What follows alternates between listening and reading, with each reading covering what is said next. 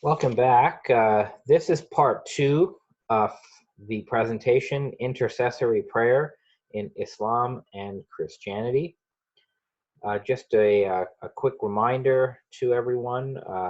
So first, watch part one before you watch this. We won't be reviewing anything from part one.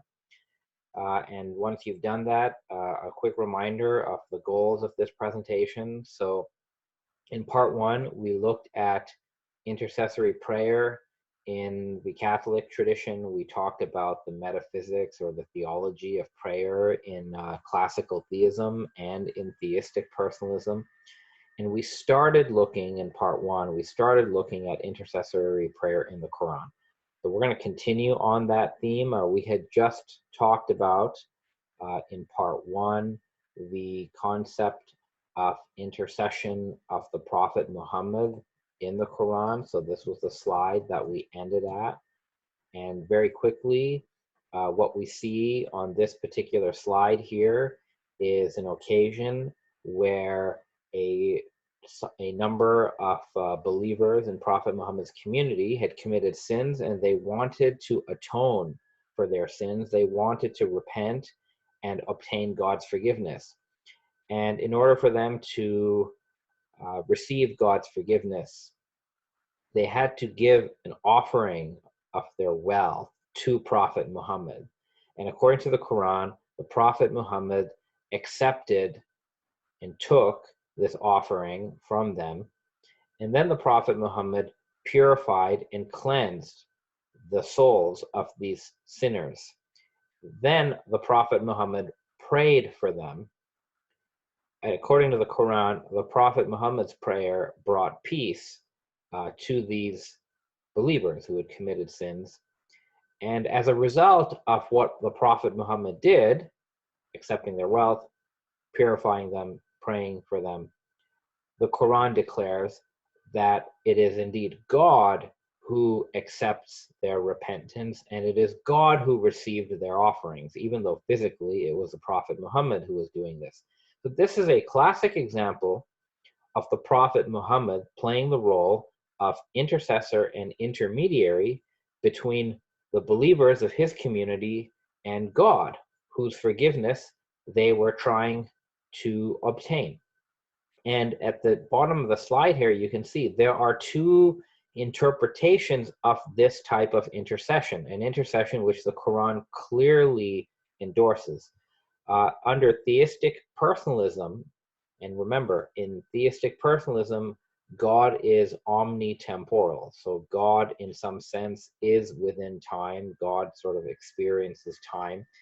And in theistic personalism, what you have here is a case where effectively the prophet's prayers and the prophet's intercession somehow convinces God to accept the repentance of these people and to forgive these people. The idea here seems to be that only the Prophet Muhammad's prayer can convince God to forgive his community. So that's one interpretation, that Prophet Muhammad's intercession and his mediation convinces a God who can change to go from not forgiving them to forgiving them. But another way of interpreting this from a classical theistic perspective, and keep in mind that there are many Islamic traditions, Shi'ism, Ismailism, Falsafa, Sufism, and post-classical Sunni thought. Those theologies are all classical theistic theologies. And in that view, God is eternal and God is therefore timeless. So God does not change according to classical theism. And as we explained in part one, in classical theism, God is always and eternally bestowing his favors, his blessings, his forgiveness, his light upon all creatures. It's happening all the time. God does not hold back. God does not cease radiating his compassion and his forgiveness, according to classical theism. If he did, then he would not be eternal, and if he was not eternal, he would not be God. So therefore, in a classical theist theology, the role of the prophet is different. The prophet is not there to convince God to forgive. God is always forgiving. Rather, the prophet's actions of purification, and praying for the sinners actually changes not God, but it changes the state of the sinners themselves. It's as if the prophet's acts of purification and prayer are what is required to remove a certain blindness or impurity from the souls of the sinners, and it thereby allows these people who sinned to perceive the ever occurring and ever bestowing forgiveness of God. So in this case, in the classical theist interpretation of the Prophet Muhammad's intercession, God was always forgiving and God already forgives everyone. But the prophet is the one who enables these sinning believers to actually find and perceive and receive God's forgiveness. So it seems to me anyway that in classical theism, which has a far, you could say, grander view of God, the role of the intercessor is actually more important than in a framework of theistic personalism. So this is very important to keep in mind. And this idea that there's two ways of interpreting the Prophet Muhammad or anybody's intercession, it continues into all these different traditions where intercession plays a big role. You can perhaps already see that for those Muslim traditions that are classical theist in their theology, the intercessors become almost necessary for people to increase their receptivity to God's ever-flowing and ever-occurring blessings. So let's move forward. Again, we're still on this topic of intercession in the Quran, but I hope you can see and check out the end of part 1 if you don't recall. But I hope you can see at this point that the Quran certainly does endorse the intercession of certain people, including the Prophet Muhammad. And I will just add here that even apart from the Prophet Muhammad, if you read Surah 12 of the Quran, this is the Surah of Joseph or Yusuf, there is a scene in this Surah of the Quran where the family of Yusuf or Joseph ask Joseph to pray to God for their forgiveness. So even, it's not just the Prophet Muhammad, but even past prophets like the Prophet Joseph serve as intercessors for their own people. And apart from the example you see on this slide and the prior slide, there are several verses where the Prophet Muhammad is told that after people have pledged their spiritual allegiance or bay'ah to him, one of the first things the Prophet Muhammad is to do is that he is to pray to God on their behalf. So it's as if the Prophet Muhammad becomes an intercessor only for those of his followers or believers who've pledged their souls, who've pledged themselves to him. So this is very important. Now, whether one agrees with the idea of Prophet Muhammad as an intercessor or not, there is one type of practice that all Muslims will perform with regard to the Prophet Muhammad, all Muslims. So that includes the Salafi or Wahhabi Muslims who today deny the validity of intercession of the Prophet Muhammad. But everybody will do this. So there's a verse of the Quran which says, God and his angels send blessings upon the Prophet. O ye who believe, invoke blessings upon him and submit to him in full submission. So this is basically telling telling members of Muhammad's community in his own lifetime that when they meet the Prophet Muhammad, they should pray to God to send blessings on him. And according to many traditions, the Prophet Muhammad taught his community how to perform this prayer, this practice, and the Prophet told them to actually say, O God, send blessings upon Muhammad and the family or progeny of Muhammad. So this prayer is for Muhammad and the descendants of Muhammad as well.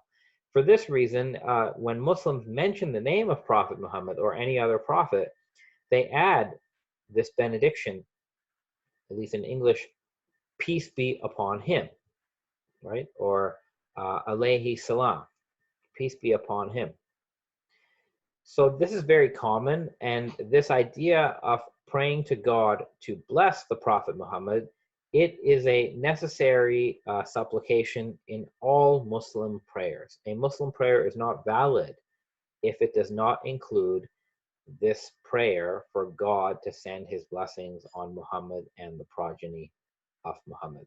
So it's very, very important, to the point where even this Sunni Muslim scholar, Muhammad ibn Idris al-Shafi'i, he once wrote that loving Muhammad and the family of Muhammad is an obligation according to the Quran, such that the one who does not bless Muhammad and his progeny, he has no prayer. And it's this idea that any prayer in Islam first requires someone to send blessings or invoke God's blessings upon Muhammad and his progeny. This is a widespread belief. Even the Salafis or Wahhabis who don't believe in intercession, even they practice this. Now, I would argue on the basis of a lot of material in different Islamic traditions that even this practice of asking God to send blessings upon Muhammad and his descendants, this is actually a form of intercession. One can't exactly tell from the literal meaning, but think about what is actually going on here, right? It's not that God will not send blessings on Muhammad if people don't do it. The Quran says that God and his angels are sending blessings upon the Prophet. So whether one says the prayer or not, it has no effect, according to this perspective, on God or on the Prophet. It's already happening. Therefore, the action of making this prayer and praying for God to bless Muhammad, what it really does is it serves as a means for the believer, for the supplicant, to participate and receive some of those blessings that God is raining down upon the Prophet. And there's a lot of material in the Hadith literature that backs up this idea, such as this statement here that the Prophet says, whoever sends blessings on me, the angels will send blessings on them, right? So it's almost as if by praying for the Prophet, one is actually finding a means for God's blessings to come to them. So this is not really for the Prophet; it's really a prayer for us when we're doing it. Again, think about how this gesture of asking God to bless the Prophet and his progeny, how would that be interpreted in classical theism or in theistic personalism? In theistic personalism, it would mean that every time someone prays to God to bless the Prophet, God responds in real time and God sends blessings on the Prophet. It's as if God can't say no to that prayer. And if you think about it from a theistic personalist perspective, even that would make sense in the Muslim tradition. So there's this idea then under theistic personalism where if you preface your prayer to God for your needs by praying for God to bless Muhammad, God, he has to agree to the first prayer to bless Muhammad. So if God is going to say yes to blessing Muhammad, then maybe God will also say yes to everything that you pray after that for yourself. That's the idea, right? If you start with a prayer that God has to fulfill, then maybe God will fulfill all the other prayers that you make. So that's one type of reasoning. That would be theistic personalism. Under classical theism, however, you go back to this idea that God is eternal, God is unchanging, God is always and eternally sending blessings upon Muhammad and his descendants. That it's already happening. So whether I pray this prayer or whether I don't do it, it doesn't make a difference to the Prophet. But what difference would it make? Well, it would make a difference to me. The idea under classical theism is that when I pray for the Prophet and his progeny, I'm expressing love for them. I'm expressing a recognition on my part that the prophet is and always will be the recipient of God's blessings.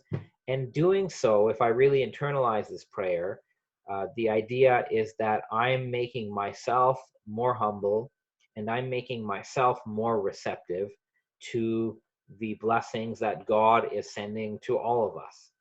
So the idea under classical theism is that when someone prays to God to send blessings on Muhammad and his progeny, uh, that person is also finding a way to partake and receive some of those very same blessings, because you become more receptive to God's blessings when you pray for the prophet. That's the idea in classical theism.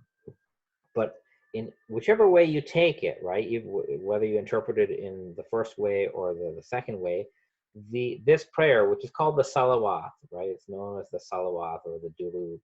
This prayer, where you pray for the prophet, it's an intercessory prayer, because the believer is benefiting ultimately through the mediation of the prophet one way or another. Now, this idea of Muhammad, Prophet Muhammad, as an intercessor, I've already tried to show that it is clearly in the Quran. And in this slide, we see that it is clearly in Muslim ritual practice. There is some additional evidence that we find in early Islamic inscriptions about Prophet Muhammad, where these conclusions are in fact backed up. So there are inscriptions that scholars have found within the first 100 years of the Islamic calendar, so first century from the Hijrah. And these inscriptions show that there was certainly, among that early first century community, there was certainly a recognition that the Prophet Muhammad is an intercessor. So people are evoking the intercession of Prophet Muhammad within 100 years of his death. Here's one example. All of these have been posted by Professor Juan Cole from the University of Michigan on his website, so you can check that out. So here's one inscription, and this inscription refers to the death of Prophet Muhammad as a catastrophic loss, right, for the early community. But notice after the Prophet Muhammad's name, it says, "May the blessings and peace of God be upon him." And again, at the end of this inscription, Prophet Muhammad is named again. And again, it says, "May the blessings and peace of God be upon him." So very clearly, within the first century, right, this inscription dates to about 71 of the Islamic calendar. The community, or at least people in the community, recognize that one has to pray to God to bless Muhammad whenever Muhammad is mentioned. So that's why this inscription is important. And again, this is a type of intercession. It is a way of seeking and benefiting from the mediation or intercession of the Prophet Muhammad. Here's another inscription. This one says the following. It is basically a prayer. It says, "O God," or "Our God, shower blessings upon Muhammad, your servant, your messenger, and the best of your creation. O God, shower blessings and peace be upon him." So this is another form of the salawat that we just talked about.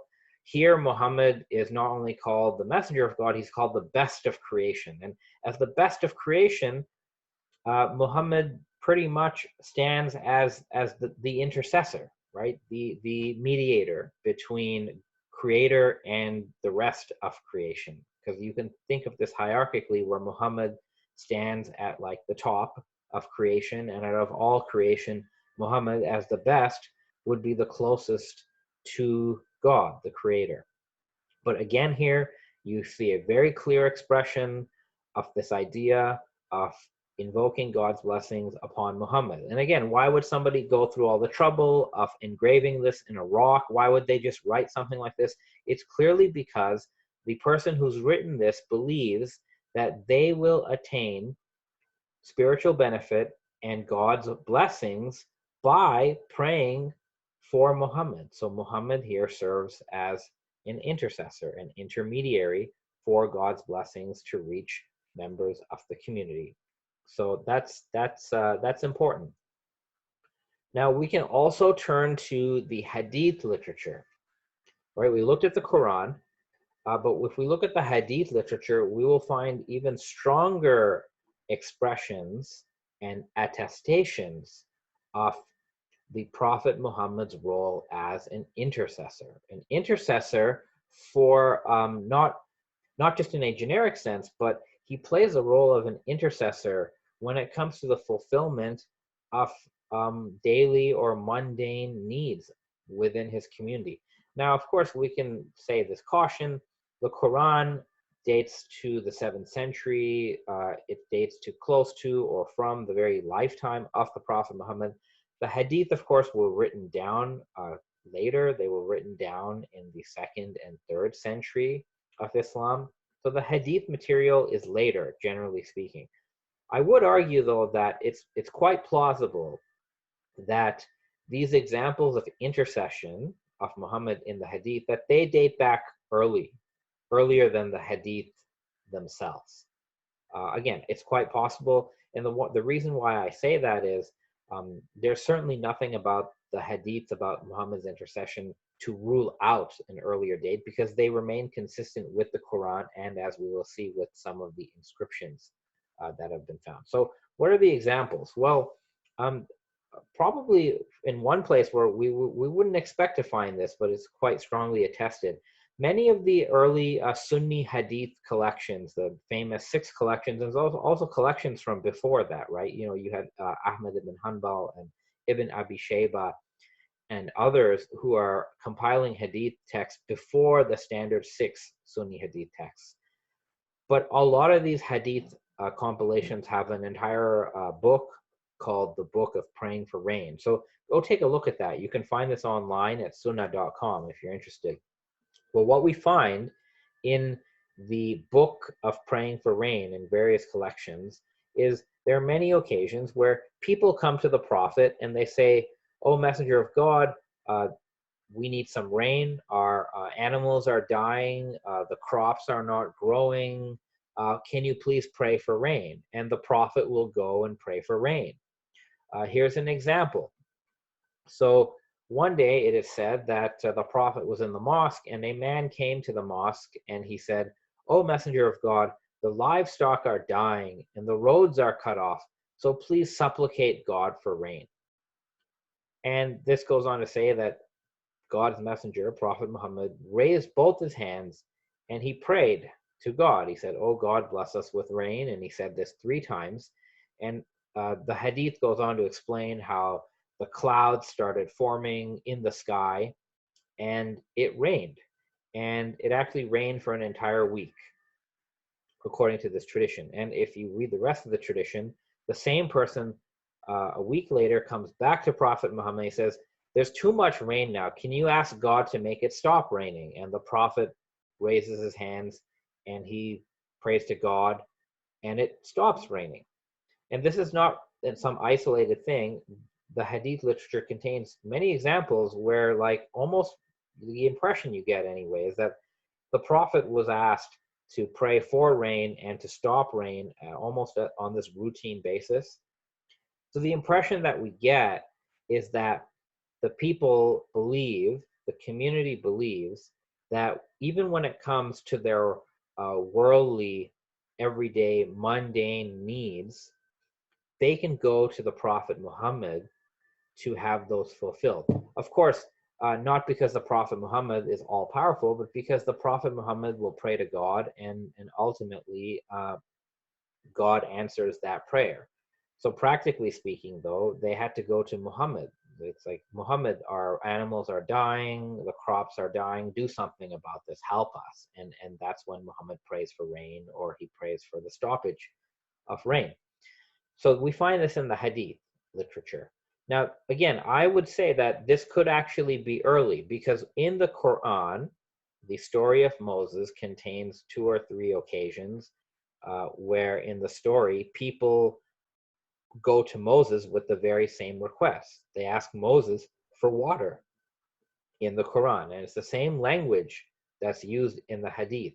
So it would be quite reasonable that if people saw or people heard in the Quran that they could go to Moses for water, Muhammad's community would have felt that they could go to Prophet Muhammad to obtain rainwater for themselves, right? So that's very important. And there's also a hadith where after Muhammad has died, the second caliph, Omar ibn al-Khattab, he, as the caliph, he wears the Prophet's cloak, his mantle, and he goes to pray for rain. But the Prophet is not there. So Omar brings Ibn Abbas. Actually, I think he brings Abbas. I think it's Abbas himself. So he brings the Prophet Muhammad's uncle. And he makes this prayer to God. It says, "Oh God, we would use our prophet as a means to you." And in Arabic, it's tawassalna ilayka bi nabiyina, right? This idea of the language here is the language of intercession, right? It's coming from wasila. Wasila in Arabic means medium or intermediary, and tawassul, which means to seek mediation. So Omar basically makes a prayer, and he bears witness that they used to seek God through the mediation of the Prophet, and now they're going to seek to connect to God through the Prophet's uncle, and this is being done for the purpose of rain. So that's very important. But all of this shows that in the Hadith literature as well, Prophet Muhammad clearly functions as an intercessor, not just for spiritual matters like the forgiveness of sins, but for mundane matters like rain and crops and successful crop season and this sort of thing. Another example from the Hadith that we find of intercession, and a lot of people quote this.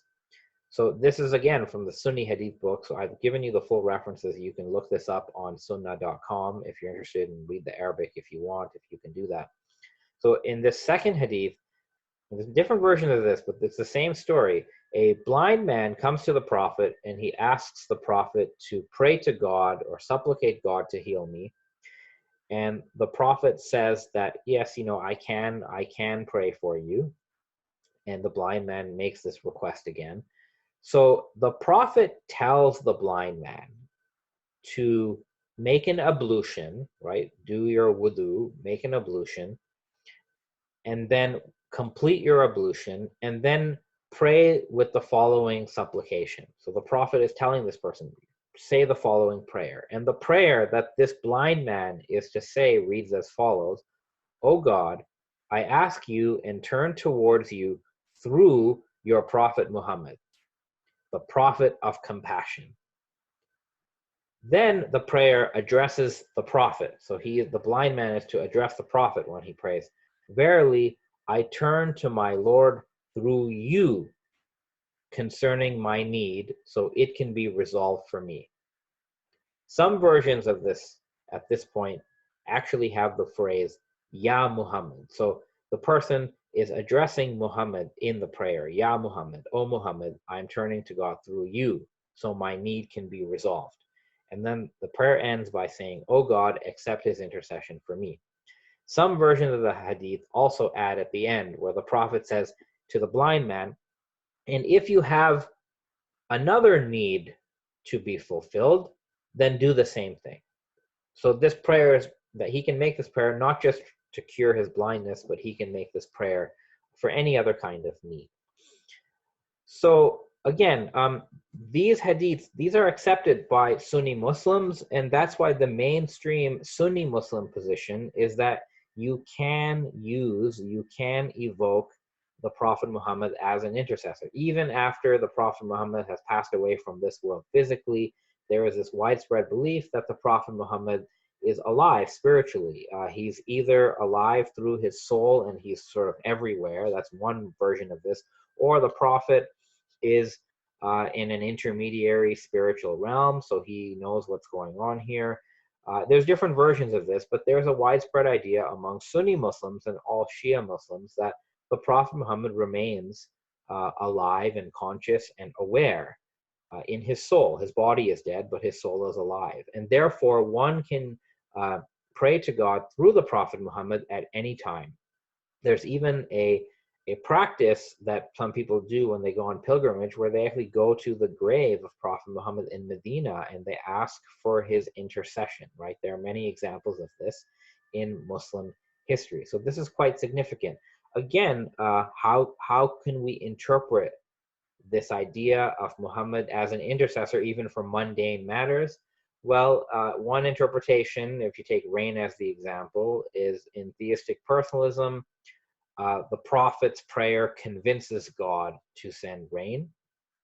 That implies that God basically will always listen to Prophet Muhammad. Whatever the prophet prays for, God will grant it on the spot. But the classical theist interpretation, of course, would be that God's blessings are always coming. God is eternal. God is always sending benefits to his creatures. But it's the Prophet Muhammad's prayer that creates the conditions for God's blessings to actually reach the community, and for those blessings to manifest in a particular physical way. In this case, it would be rain. So in the classical theist framework, the intercessory role of Prophet Muhammad is very important, and it makes a difference in outcomes, right? Because in the classical theist perspective, the community really needs the prophet to make them more receptive to God's blessing, but also to distribute those blessings in a particular form in which the community is seeking it. And some Sunnis have even sort of said that in this framework, you could say God is the giver, right? God is the giver, but the Prophet Muhammad is the distributor. There's even a hadith, which is not even about this. There's a hadith about the distribution of the spoils of war. And of course, as you know, the Prophet Muhammad was the authority on how war spoils should be distributed to members of the community.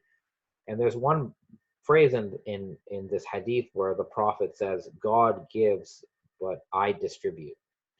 And you could apply that idea not just to the spoils of war, but you could apply it to sort of all of God's blessings, where God gives the blessings, God is the source of blessings, but Prophet Muhammad is the distributor of those blessings. To use an analogy about what we're talking about here, let's say, by analogy, of course, not literally, but by analogy, if God is like the tap in my sink, right? And I turn on, let's say the tap is always on. So there's water coming abundantly from the tap in my sink. It's going everywhere. And I'm sitting here and I want to go drink some water. Well, what's the best way to get that water? One way is I can go to the sink and I can sort of stick my neck in there and open my mouth, and I can try to sort of capture as much water as I can. And let's say it's sort of spraying everywhere. It's like on the wide spray setting. So I can do that. I can try to drink right from the tap. But there's barriers to doing that. I'm not in a good position really to stick my head in there and capture a lot of water. It would be onerous on me. I can do it, but it would be hard. Or I can use a glass. I can take the glass, put it directly in the sink, fill up the glass with the water, and drink the water from my glass. By analogy, if God is the tap of the sink, the Prophet Muhammad is like this glass. Am I idol worshiping by drinking water in the glass? Am I not acknowledging that the water is coming from the tap? No, I fully acknowledge that the water is coming from the tap, but practically speaking, that water reaches me most efficiently through the glass. So you can see the intercessor is like the glass, and God is like the water tap in the sink that is always on. It's always on. And that tap could run forever, but if I don't have a glass to access that water in a practical way, I will benefit less from an eternally flowing tap. So that's just another way to think about it, if you would like to. Again, we can turn to evidence that the community has recognized Prophet Muhammad as an intercessor even after his death. And in fact, these inscriptions I'm going to show you uh, they date to before those hadiths were written down. So even if you think those hadiths come later, maybe they do, I don't know. But irrespective of that, there are first century inscriptions where the people within the community are they're praying to God, using Prophet Muhammad as their intercessor. So here's an example of this. Again, on Juan Cole's website, you can find the details on this inscription. But here's the inscription, here's the text, and here's what it says in English. So this is dated to the year 700 AD, right? That's year 80 of Hijrah. So 80 of the Islamic calendar. Prophet Muhammad died in the year 10, right? 632, that's about the year 10. This is year 80, so 70 years of Muhammad's death. And here's what it says. O Lord, bless Muhammad and accept his intercession on behalf of his community. So already there you go. Prayer to God for blessing Prophet Muhammad, right? The salawat, which we already talked about. That by itself is a form of intercession. And then it says, accept his intercession. Accept Muhammad's intercession. And then it says, more significantly in the next couple lines, this is a prayer to God about Muhammad. It says, show us mercy through him, through Muhammad, in the hereafter, just as you have shown us mercy through him in this world. Who does him refer to? Muhammad. So the prayer is saying, oh God, show us mercy through Prophet Muhammad in the next world, just as you showed us mercy through him in this world. This prayer is very explicit. Prophet Muhammad in this prayer is an intercessor, and he is even more so the channel for God's mercy, God's compassion. This goes back to what I mentioned in part 1. In the Quran, God is called Ar-Rahman and Ar-Rahim, right? The infinitely compassionate and the merciful. Prophet Muhammad in the Quran is called Rahmatil Alameen, a mercy for the worlds. That Quranic phrasing already makes Prophet Muhammad an intercessor. He is God's mercy in human form. And this inscription from the year 80, which is 70 years after Muhammad dies, confirms the fact that this is indeed how members of the community understood Prophet Muhammad as the medium and the intercessor and the intermediary for God's blessings and God's mercy. So this is very, very important. I'll show you one more inscription. So this begins with a prayer for forgiveness, right? Oh God, right? Forgive Tama, son of Abbas. So it's a prayer for forgiveness, but it goes on to say in the same inscription, oh God, bless the Prophet Muhammad, accept his intercession, and make Tamam among his companions in paradise. Ameen. This is dated either to the 1st century, late 1st century, or the early 2nd century. Either way, it's early. But it's important because the upshot of this inscription, of this prayer, is that this person, Tama, son of Abbas, is praying to God to accept him into paradise through Prophet Muhammad. So now Prophet Muhammad is not just an intercessor for God's mercy or for rain, but he is ultimately the intercessor, the intermediary for someone to be accepted into heaven, into paradise. So this just goes to show how important Prophet Muhammad is as an intercessor. Now, what will happen in the 800s and in the 900s and in the next few centuries is that Muslim understandings of the Prophet Muhammad will evolve. They'll evolve through different theological and philosophical and mystical frameworks. And by the late 800s, so that's about 150 years after this, but you could see it building up. By the late 800s, you have this idea of the light of Muhammad. So if you ignore the Shia beliefs for one hand, if you ignore the Shia view for a second and you just look at Sunni views, by the late 800s, there has developed this idea of the light of Muhammad, or the Muhammadan reality. This is the idea that actually the very first entity that God creates before the world is created, before everything else, the first entity that God brings into existence is the essence of Muhammad, the spiritual essence of Muhammad, which is called the light of Muhammad. And we have this belief articulated by the Sunni, or you could say proto-Sunni Muslim mystical thinker, Sahal at-Tustari, in his tafsir. You can find this tafsir online. It's been translated by the Keelers, the two scholars known as the Keelers. They've translated this tafsir. You can find it online. But this tafsir describes how when God, exalted as he, wanted to create Muhammad, he made appear a light from his light. So God created Muhammad as a light from his own light. Muhammad has been created by God from God. And this tradition goes on to say that God created, that this light, the light of Muhammad, bowed before God, it prostrated before God, and God created an immense crystal-like column of light. And in that light was the essence of Muhammad. And that then Muhammad, in the form of light, he worshiped God for 1,000,000 years before everything was created. And so you can sort of imagine this visually, right? You have God, who's absolutely transcendent, and then the first thing that God creates is the light of Muhammad. This is almost done in eternity, so there's no time or space, right? This is a spiritual light. And this Tustari also says in his tafsir that from Muhammad's light came the light of the prophets, the light of the heavens, the light of this world, and the light of the hereafter, the light of the next world. So this is basically saying that everything was created from the light of Muhammad. The whole cosmos has been created from the light of Muhammad.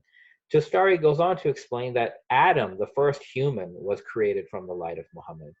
And then the physical person of Muhammad, so Muhammad's body was created from the clay of Adam, but Muhammad's light already existed before that, right?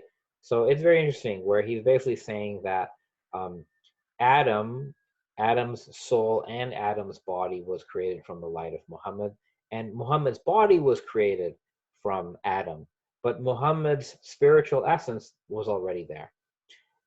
Tustari says in the same quote that God created the spiritual seekers from the light of Adam. So Adam's soul exists, and from Adam's soul, the souls of the spiritual seekers were created.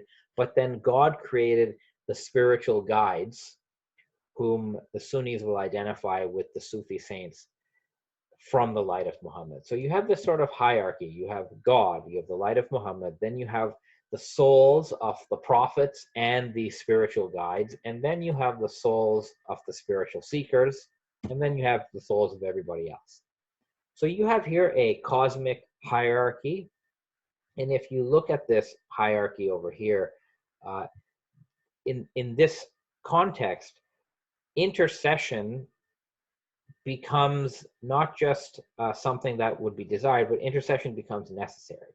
Because if you sort of are located at the bottom of this ladder, if you're a spiritual seeker, for example, then the only access that you have to God is through the light of Muhammad. Everything that exists can only access God through the light of Muhammad, because that's how everything was created. So here, Muhammad has now become not just an individual intercessor, but Muhammad in the Sunni tradition here is now the cosmic intercessor. So frankly, in this view, God creates through the light of Muhammad, and God accepts all prayers through the light of Muhammad, and God fulfills all prayers through the light of Muhammad, and ultimately everything has to return to the light of Muhammad. Whether one knows it or not, whether one knows who Prophet Muhammad is or not, the light of Muhammad in this cosmic framework is a universal, spiritual, cosmic intercessor and intermediary. And everything is coming into being through the light of Muhammad, and everything is going to return to God through the light of Muhammad. This is somewhat similar to the Christian belief in the Logos referring to God's creative word that Christians believe in. and Christians, of course, say the Logos is the Son of God, right? That's the term they use for the Logos of God, the Son of God. Here you have a similar idea, except Muhammad here is a created light. He's not equivalent to God. He's still under God. He's a created being, but he's the best creation. He's the highest creation. He's a perfect creation.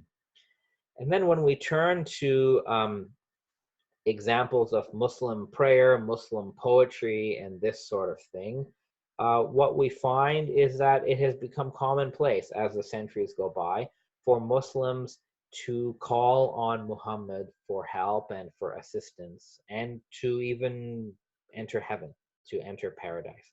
So these are some examples for you. You have this Arab poet, Afif ad-Din Tilimsani. He calls out to Muhammad in one of his poems. He says, I have sins, abundant sins, but perhaps your intercession may save me from hellfire. Referring to Muhammad, he says, I have called you, hoping for an act of grace from you. God forbid that you would be called and would not answer. So that's one example. You have the Mamluk Sultan in the 15th century. He refers to Muhammad as God's beloved, as the physician for all pain. So if you're in pain, you can call on Muhammad to help you.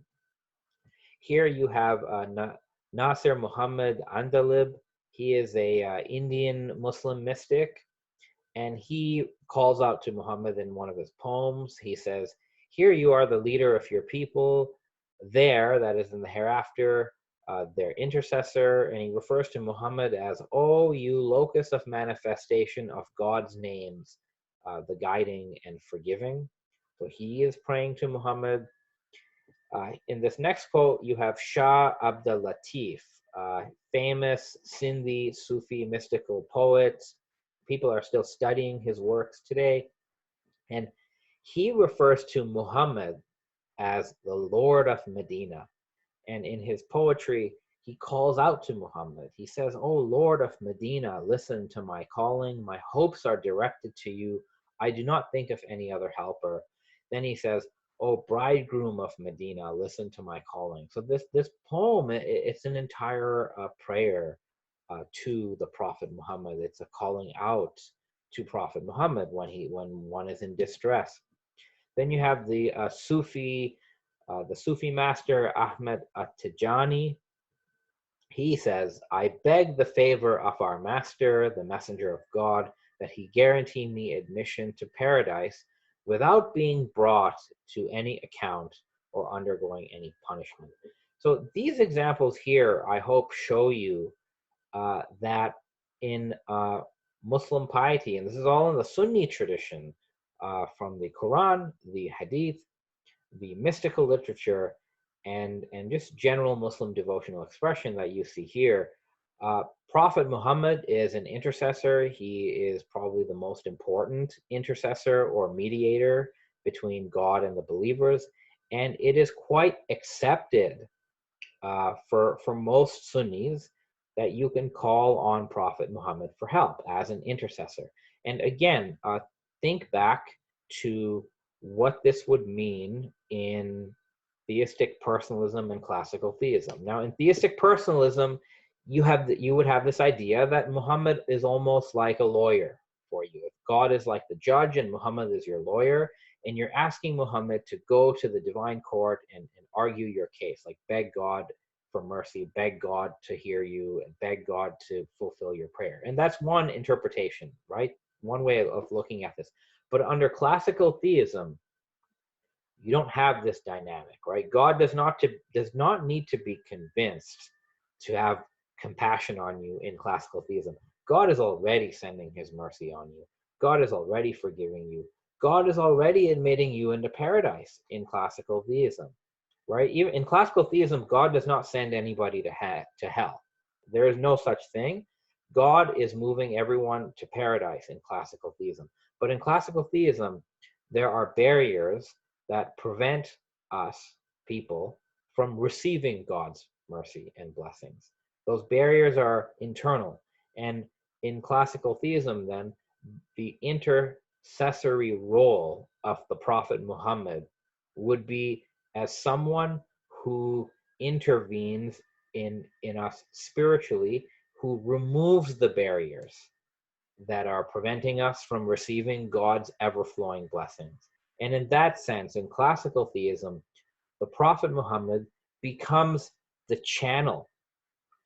He becomes the pathway by which God's blessings will reach the believers and ultimately everybody else. So the role of the intercessor in classical theism is actually far more important and integral than, say, the role of the intercessor in theistic personalism. So that's just important to know. And yet, the idea of God in classical theism is actually it's grander than the idea of God in theistic personalism. And that, of course, that's not what you'd expect. But if somebody were to say, look, why do we even have the middleman? Why don't we just ask God directly? Well, in classical theism, that doesn't really make sense as an objection, because God is already sending you the maximal degree of his blessings in classical theism. In classical theism, the idea is not to go to God directly, because you already have that. In classical theism, the idea is to remove one's spiritual barriers to increase one's own receptivity toward what God is always giving you. That's the idea in classical theism. That's what prayer generally is about. And to do that, you would pray to God, yourself, which everybody does, but you also ask the help of the intercessor, in this case, Prophet Muhammad, to help you remove the spiritual impediments from your soul so you can receive what God is giving you already. That is why Prophet Muhammad, in many poems and literature, is called a doctor, a physician for the human soul, because that is Prophet Muhammad's role. Even in the Quran, the Prophet Muhammad's role is to purify the believers, cleanse the believers, and pray for them, thereby bringing peace to the souls of the believers. And it's only through that then the believers, according to the Quran, are able to find God's forgiveness and perceive God as turned toward them. So that's why the intercessor is important. Now, what I like to do, because this has been somewhat theoretical up to this point, is I want to play you a song where contemporary Sunni Muslims are evoking the Prophet Muhammad as an intercessor, but they're actually directly asking Prophet Muhammad for help. And I think that's very, very important that we see that, because this is how all this theology looks at an everyday level. And I'm doing this because when we are able to understand the theory and the practice behind Muslim intercessory prayer, we will have a better understanding of Muslims. And that's the goal, right? To better understand Muslims. That's what we want to do. We want to be able to empathize more with Muslims. There's only benefit in that. So that's what I want to show you, a real-life contemporary example of a intercessory prayer to or through the Prophet Muhammad. So I'm going to show you a video. I'll just play a few minutes of it. The translation of this devotional prayer song is on the screen. And this is from a group called the Burda Ensemble, and they are based in Montreal, Canada. So here we go.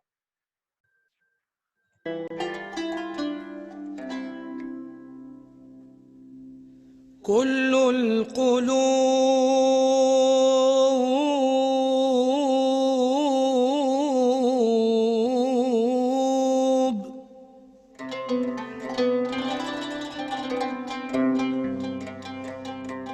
كل القلوب إلى الحبيب تميل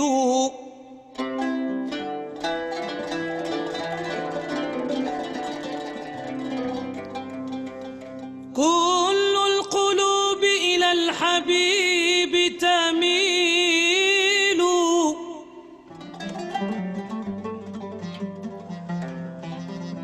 ومعي بذلك شاهد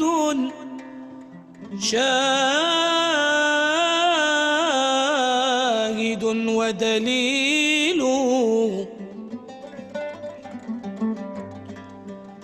أما الدليل إذا سارت محمدا سارت دموع العاشقين تسيل هذا رسول الله هذا رسول الله هذا المصطفى هذا لرب العالمين خليل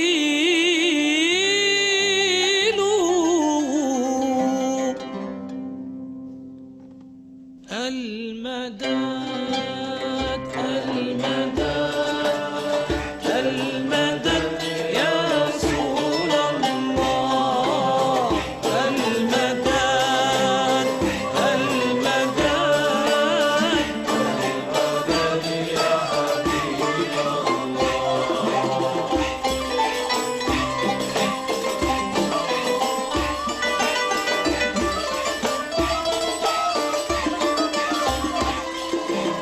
ربي واجعل مجتمعنا غايته حسن الختام أكرم الأرواح منا بلقاء خير الأنام المدد مدد رسول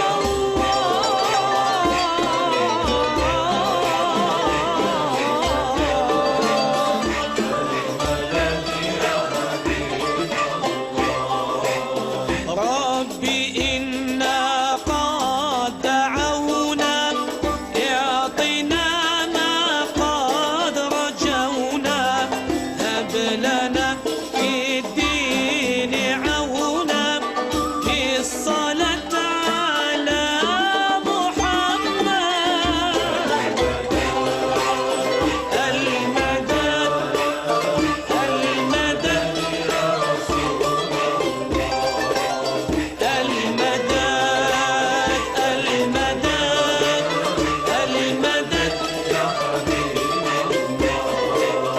المدد المدد المدد يا رسول الله المدد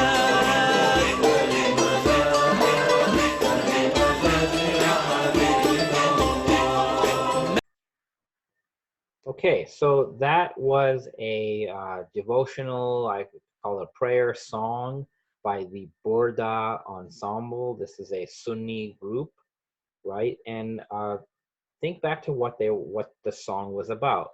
It was a praise song for Prophet Muhammad. They began by referring to Prophet Muhammad as God's beloved. They talked about how every soul is crying out for Prophet Muhammad. But most significantly, the key refrain of the song was Al-Madad Ya Rasulullah, which means help us, O Messenger of God. So they're asking Prophet Muhammad for support or help, which is the word madad. So, Ya Rasulullah Madad. This is interesting because if you go back to part 1, I showed at the beginning a fatwa, a non-binding legal opinion from a Saudi institution, and that fatwa said anyone who says Madad, Madad, Ya Rasulullah is committing idolatry. That's what they said.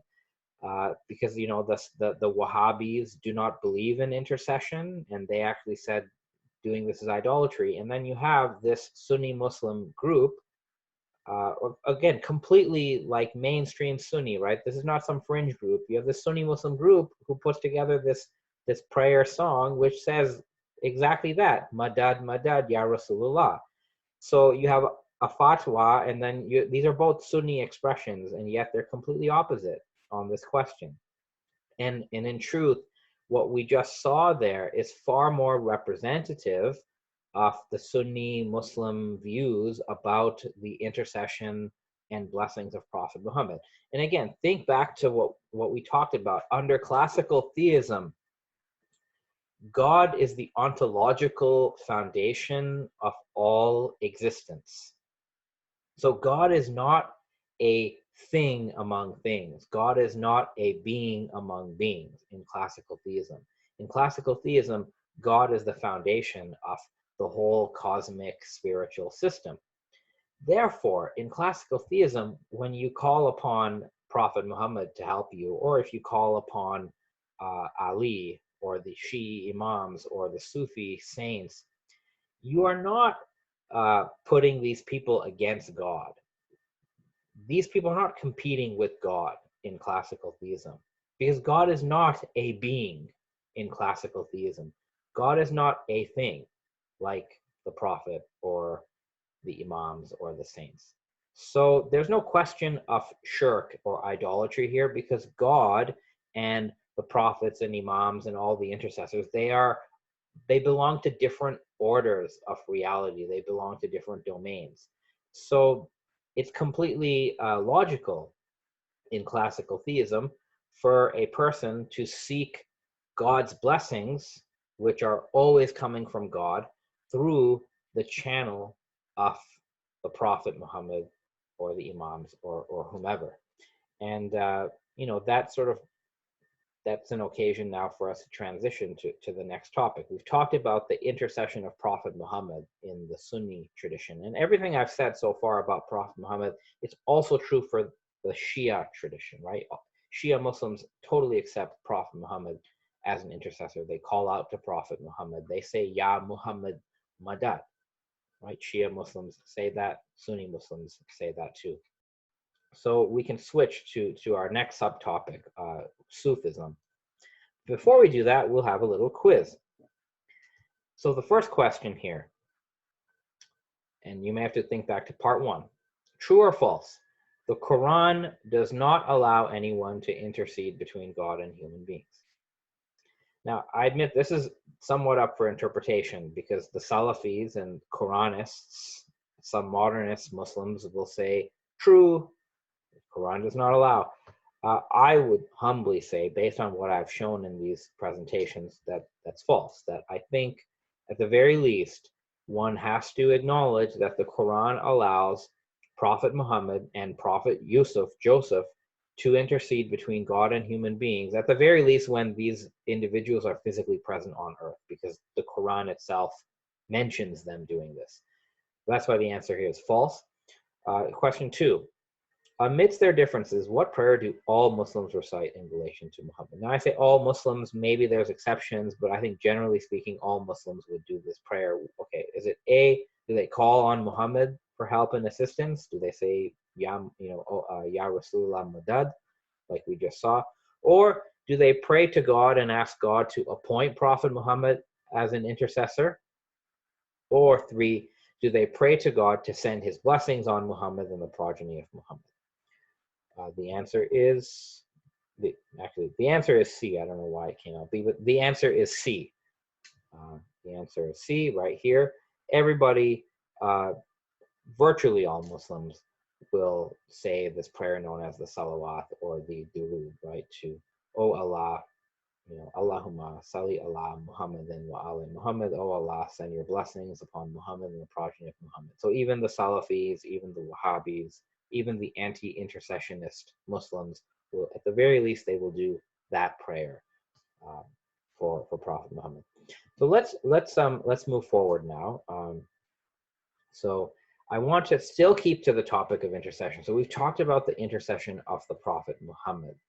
I would like to talk about another form of intercession that exists and is quite prevalent in the Sunni tradition.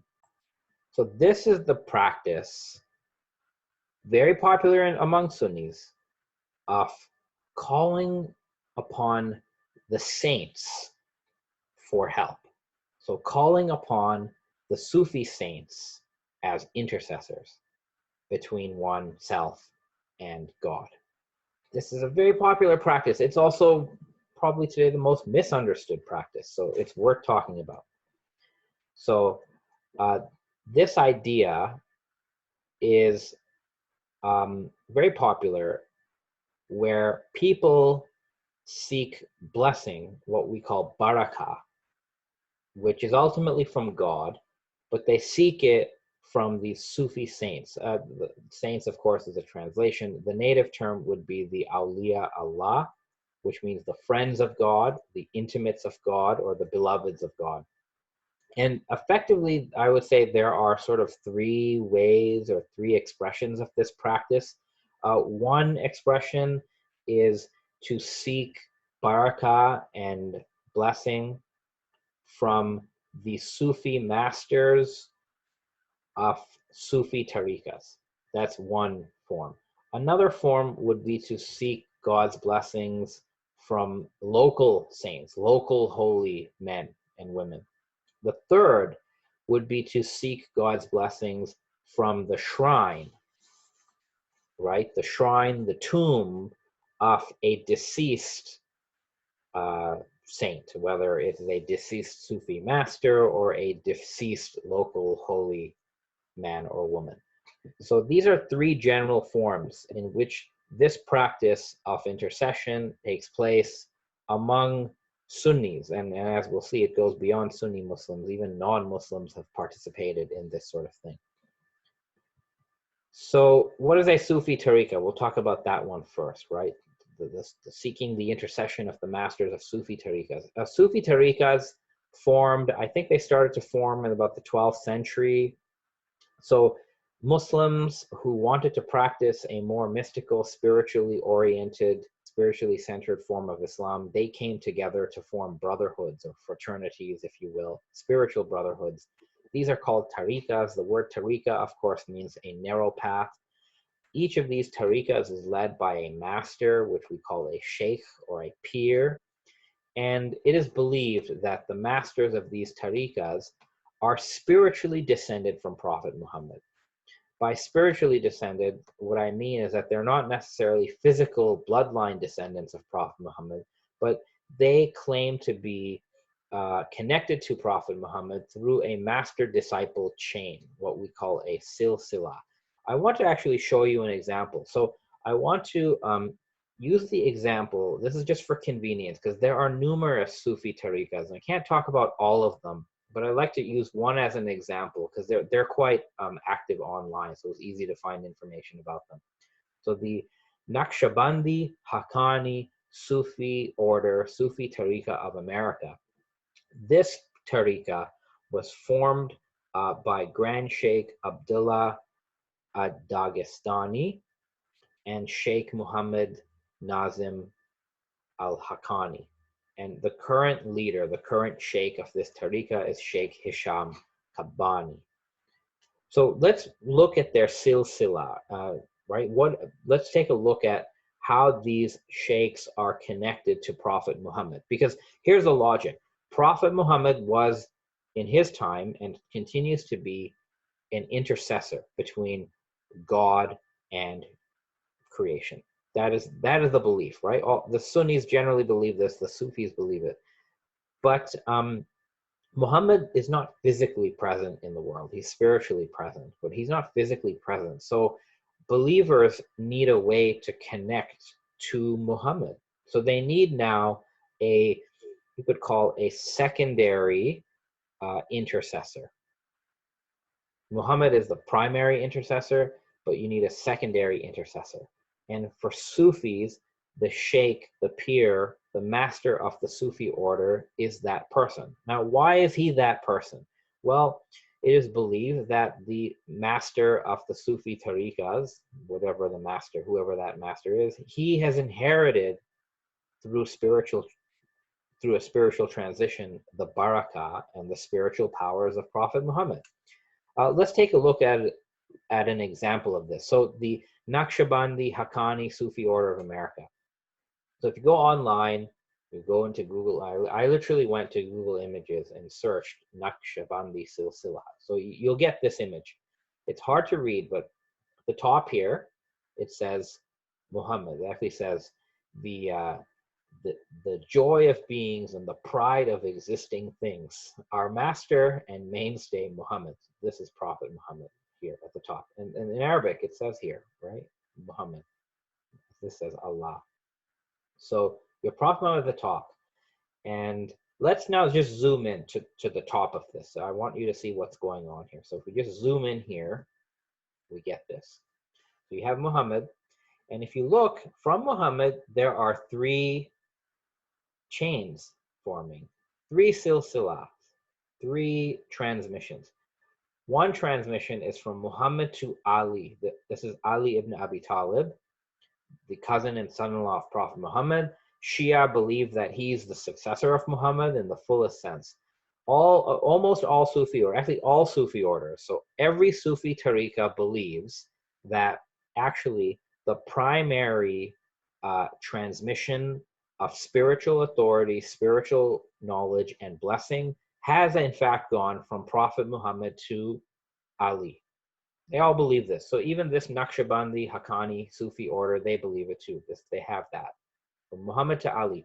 They also have 2 other transmissions from Muhammad to Omar, the second caliph, and Muhammad to Abu Bakr, the first caliph. So they actually have 3, they recognize 3 chains. And I believe these chains are called the golden chain and the silver chain. I don't know exactly which is which, but they have 3 chains. So this is at the top. Now, if we go back to the big image, you see each of these chains, they branch out and they go forward in time. So these are the names of masters and disciples.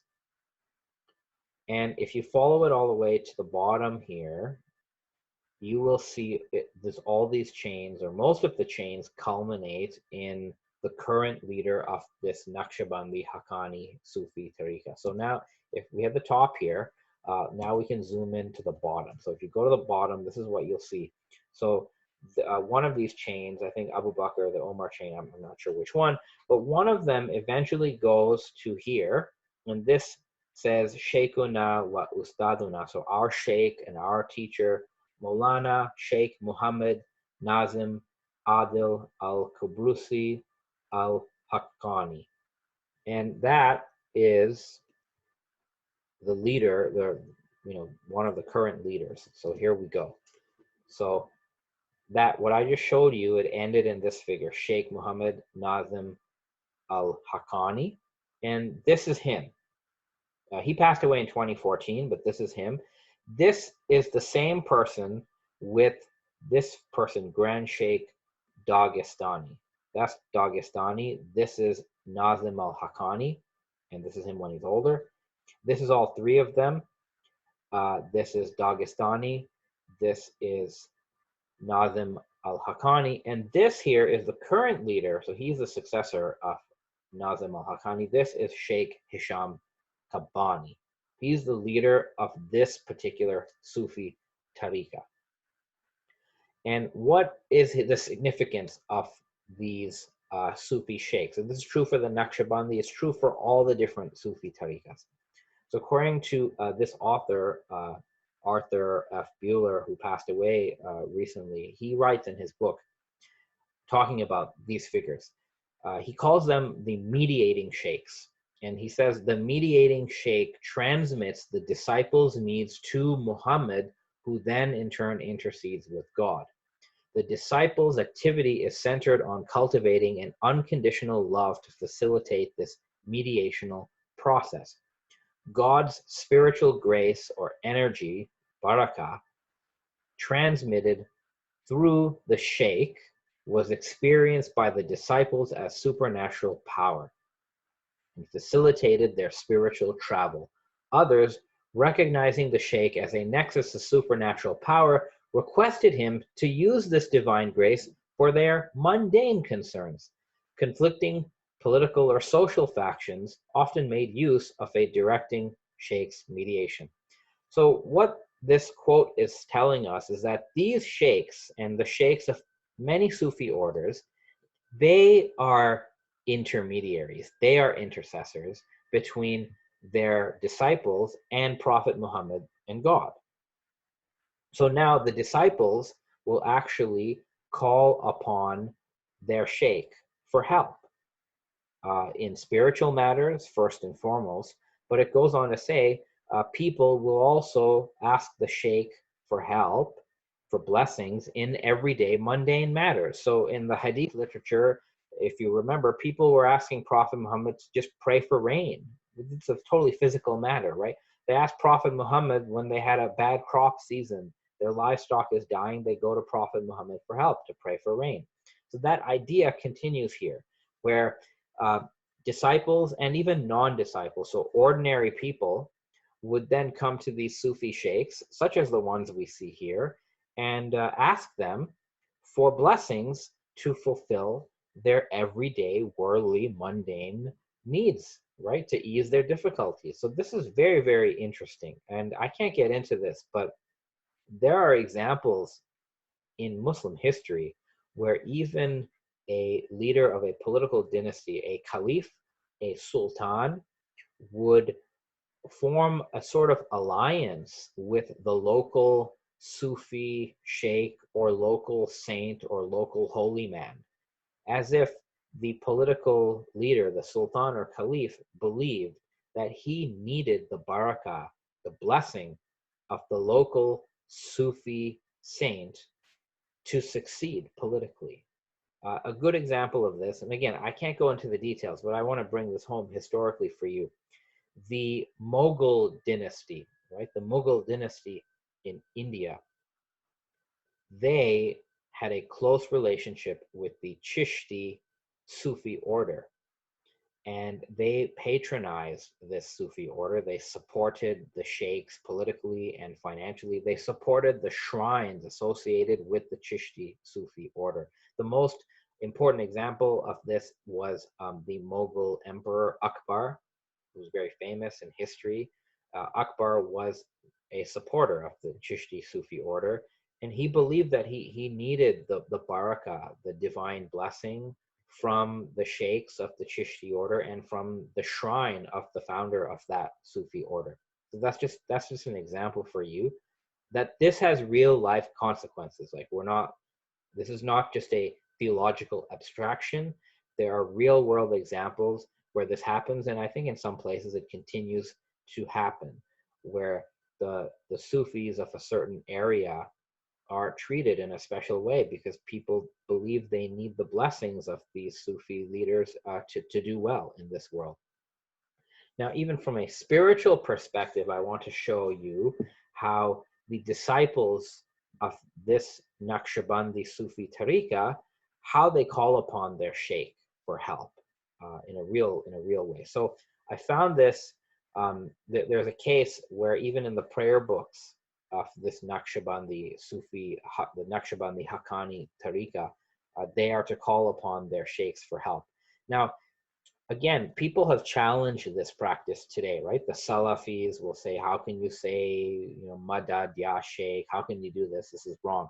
So the Naqshbandi Haqqanis, who are very active on the internet, they have turned to hadiths in the Sunni corpus to validate what they're doing. So this is a hadith that I've seen them quote, and it says, the Prophet says to his companions, if one of you loses something or seeks help or a helper, and he is in a land where there is no one to befriend him, let him say, O servants of God, help me. Ya ibad Allah agithuni. For verily God has servants whom one does not see. So this is a hadith of the Prophet. It's not in the so-called 6 canonical Sunni collections, but as you can see, it is in collections that were compiled before the 6 Sunni books, the 6 canonical Sunni books, and other collections that were compiled after them, like Tabarani's collection, Ibn Abi Shayba's collection. So it's not some strange hadith. It is in Sunni collections. And this is what these Naqshbandi Sufis would use. And remember, the Naqshbandis, if you go to their website, they consider themselves as Orthodox Sunnis. They don't see themselves as some fringe, fringe type, marginal type of Muslim. They say we are, Orthodox Sunnis. We follow the law of Muhammad. But they believe that you can call on a sheikh, a Sufi sheikh, for help. They also believe you can call on Prophet Muhammad for help. I want to show you how they do it. So there's a book that you can find online written by members of this Naqshbandi Haqqani Tariqa. And it's a prayer, it's a book about Sufi meditation. And here's what the book says. It's very interesting. So this is instructing a Muslim how to meditate, become closer to God spiritually. And here's what it says. So there's one section where it says, telling you, instruction. Feel your own heart beating and make sure it is in tune with your breathing. Hear your heart beating. Allah, Allah. So there's this practice of repeating the name Allah to with your heartbeat. So, if you imagine your heartbeat and you say Allah, Allah, Allah. Then it says, enter the presence of your Sufi spiritual master. Ask him to dress you in his light, to dress you in the divine dress that God has placed on him. Now, this is not referring to physically going to the Sufi master.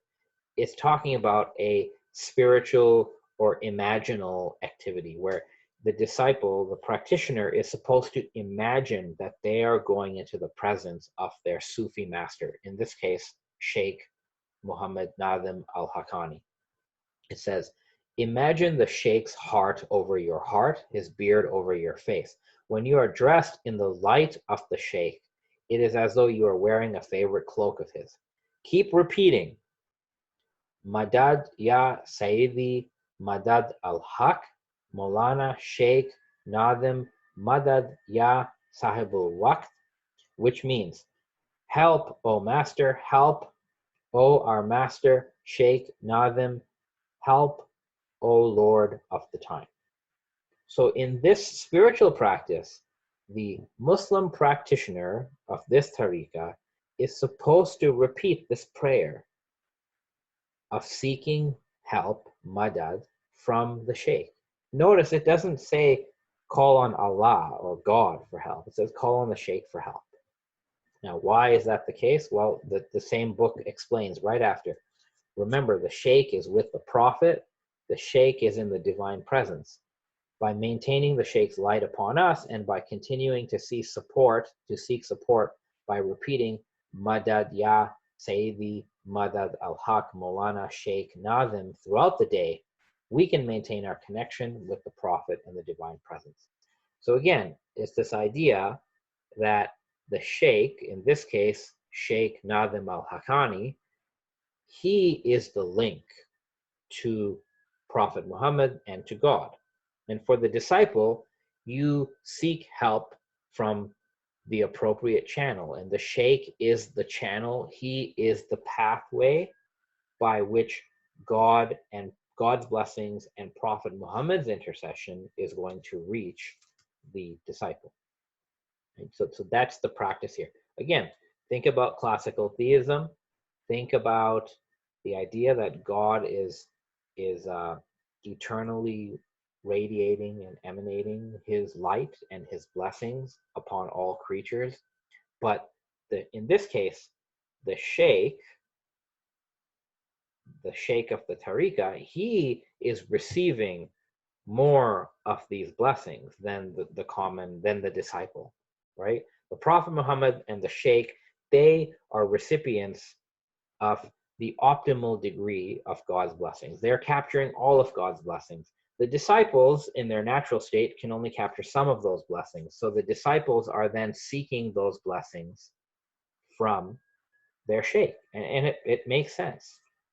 Let me give you an example of this, if it's not clear. So let us say, for example, that if God's blessings are like radio waves, right? Now, radio waves, they're all around us. So even right now, they're radio waves. But unless you have a radio, you cannot perceive those radio waves, and you cannot benefit from those radio waves. Whatever, there's a divine, let's say there's a guidance, there's a message in the radio waves, right? There's some content. But if you don't have a radio, you can't pick those up, right? You can't perceive them. So in this case, the Prophet Muhammad and the Sheikh, the Sufi Sheikh, they are like radios, and we are like normal people. We're trying to perceive the divine blessings or divine guidance in the radio waves. We can't do it ourselves. We're not radios, so we find a radio. So you find a radio. In this case, it's the Sheikh, and when the radio's on, what the radio does is it acts as a transceiver, and it translates, right? It translates those radio waves into something that we can benefit from. We can't perceive radio waves directly, but we can perceive the sound coming from the radio. This is the role of the Sufi saint or the Sufi sheikh. He's sort of serving like a transceiver for God's blessings that are all around us, that are pouring forth everywhere. We just can't receive them, we can't perceive them. But we can perceive them once those blessings have been mediated by the spiritual master. And on that point, I'll show you another example of this, where the current sheikh, so Sheikh Hisham Kabani, he seems to be involved. There's a certain website that the Naqshbandis have called esheikh.com, where all sorts of people like write in questions.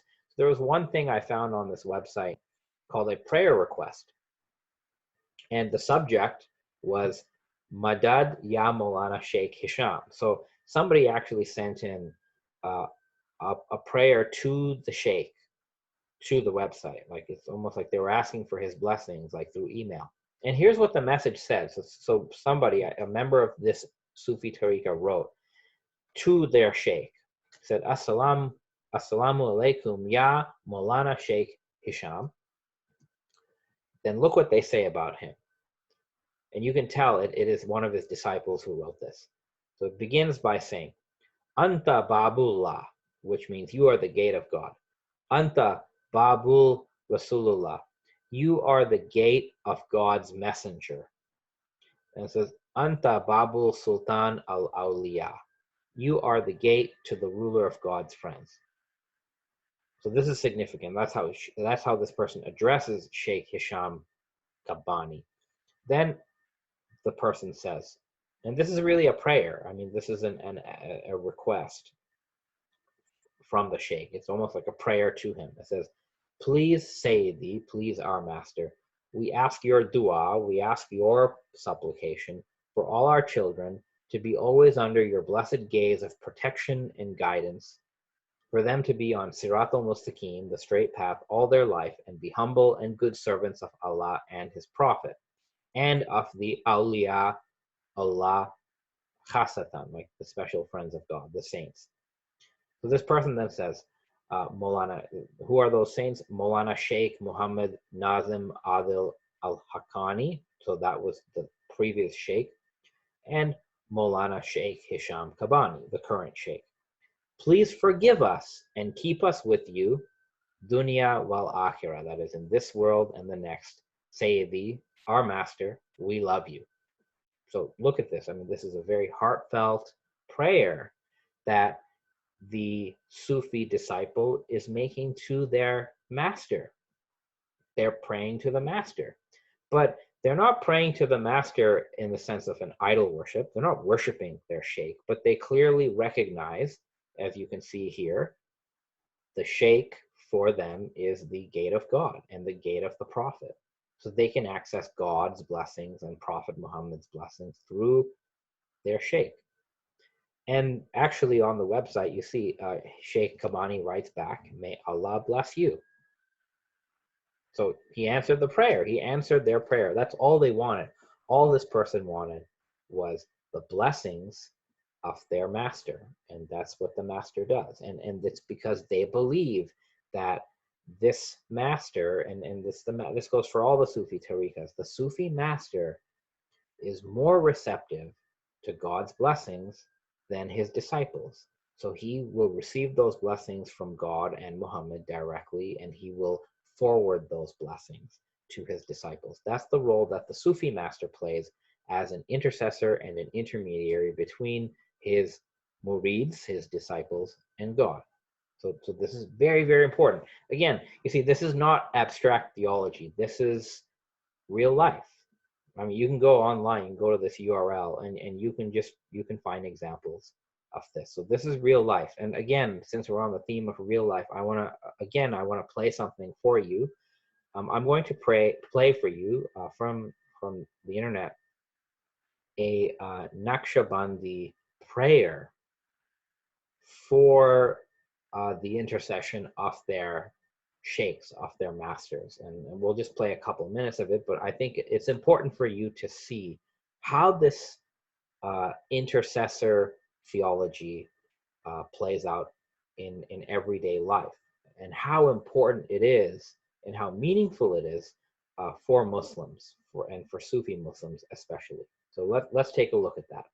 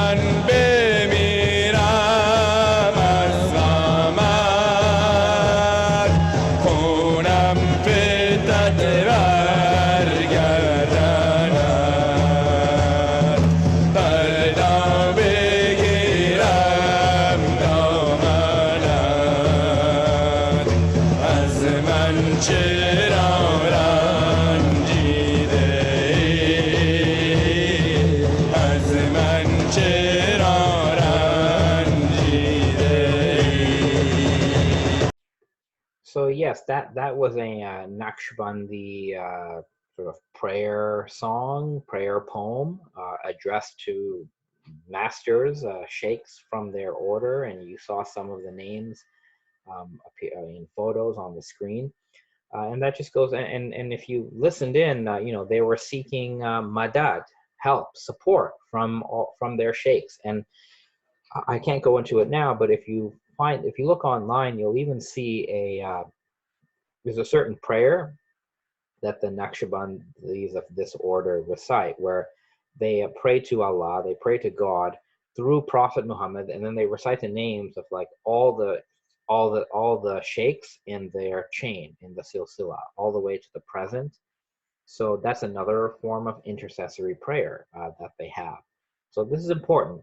So again, this example that I use, right, the Naqshbandi Haqqani Sufi Order of America, that's just an example of how the master of an institutionalized Sufi order serves as an intercessor, right, for the members of his order, and sometimes for people outside that Sufi order, they will recognize some of these people as intercessors for them. But at a more broader level, we have another form of this, and this is this idea where you have some figures either at the local level and now increasingly today at a more international level. There are some Muslim Sufi saints who are broadly recognized and revered by Muslims, Sunni and Shia Muslims, and non-Muslims, so Hindus and Christians as well. And these are saints. You can call them saints, or we can call them the friends of God. But people, Muslims, non-Muslims, approach them and revere them as intercessors. So there's this long-standing practice where either a local holy man, a local saint, or now more for many people internationally, there's this practice of going to the shrine of a Sufi saint who is deceased to seek the blessings of that figure, to seek God's blessings through that figure, to seek barakah from that Sufi saint at his shrine. Here you have some examples. So the shrine of Jalaluddin Rumi, right? Rumi, the Sufi master Rumi, you could say the so-called founder of the Mevlevi Sufi Tariqa in Turkey and Central Asia, right? So people go to his shrine to pray, to seek his blessings. I've gone there myself, not to do that, but I've gone there myself to visit, and it is a very spiritual place. Of course, there's tourists and all sorts of things, but when I went, there were a group of Muslims like around Rumi's tomb, and they had their hands in supplication, and they were seeking Rumi's blessings. In India, you have the shrine of in New Delhi, Nizamuddin Awliya, famous Sufi figure in India. In Pakistan, there are many Sufi shrines. Some are more locally known, and some are more internationally known. Like this is the shrine of Lal Shahbaz Qalandar, and look at this picture here, where you have someone who's gone to the tomb of Lal Shahbaz Qalandar, and they're prostrating before the tomb of this Sufi saint because they are seeking his blessings. It is believed that these figures are only dead physically. Their bodies are dead, but their souls are ever living, that they are present everywhere. They are close to God. So they are seen as alive from the perspective of reality. This is a quotation that I wanted to share. So this is, I mean, it's a little bit humorous. So there's this book written by Christian missionaries talking about their experience of trying to convert Muslims in Africa.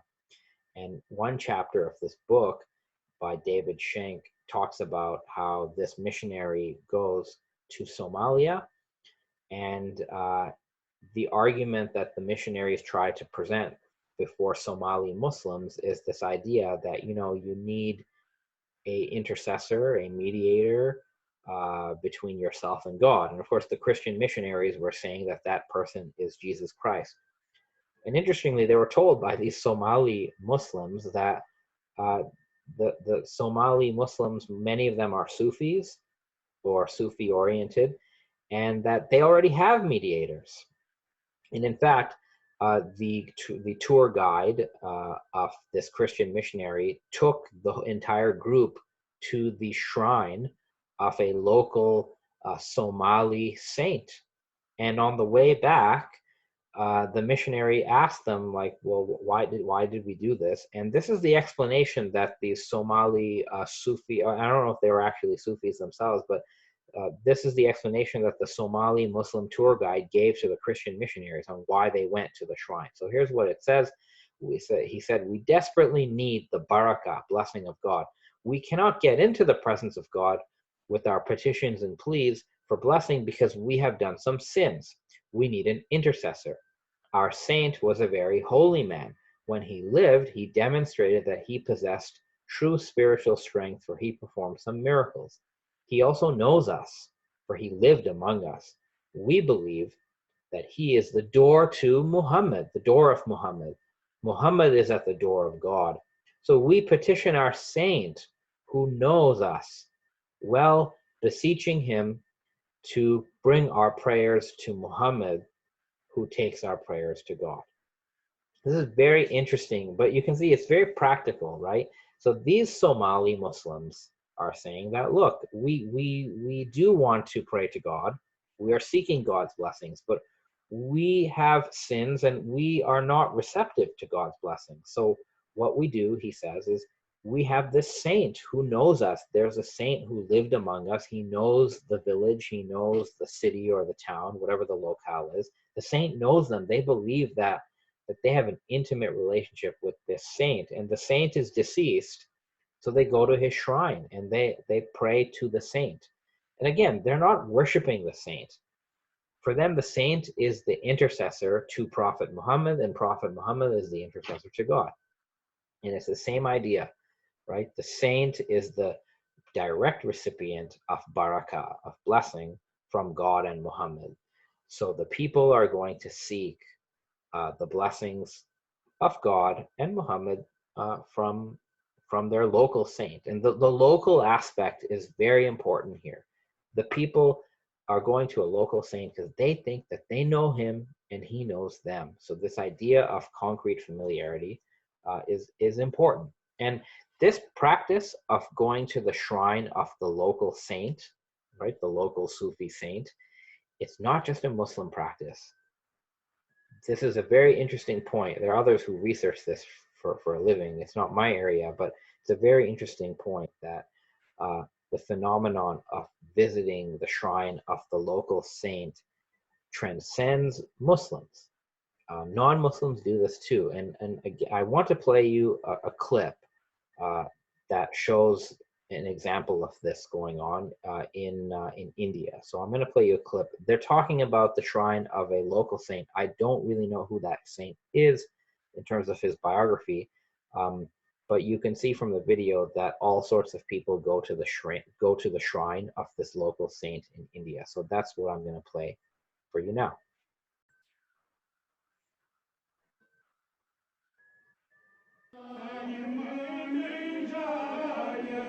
India, a land of varied religious beliefs, is one of the popular countries promoting secularism. The people of the country, shunning the religious barriers, have always strengthened this fabric. A similar atmosphere is observed during the annual Urs of Sufi Saint Hazrat Ghiyasuddin Bukhari in Pulwama district of Jammu and Kashmir, where people belonging to different communities come and seek blessings of the saint.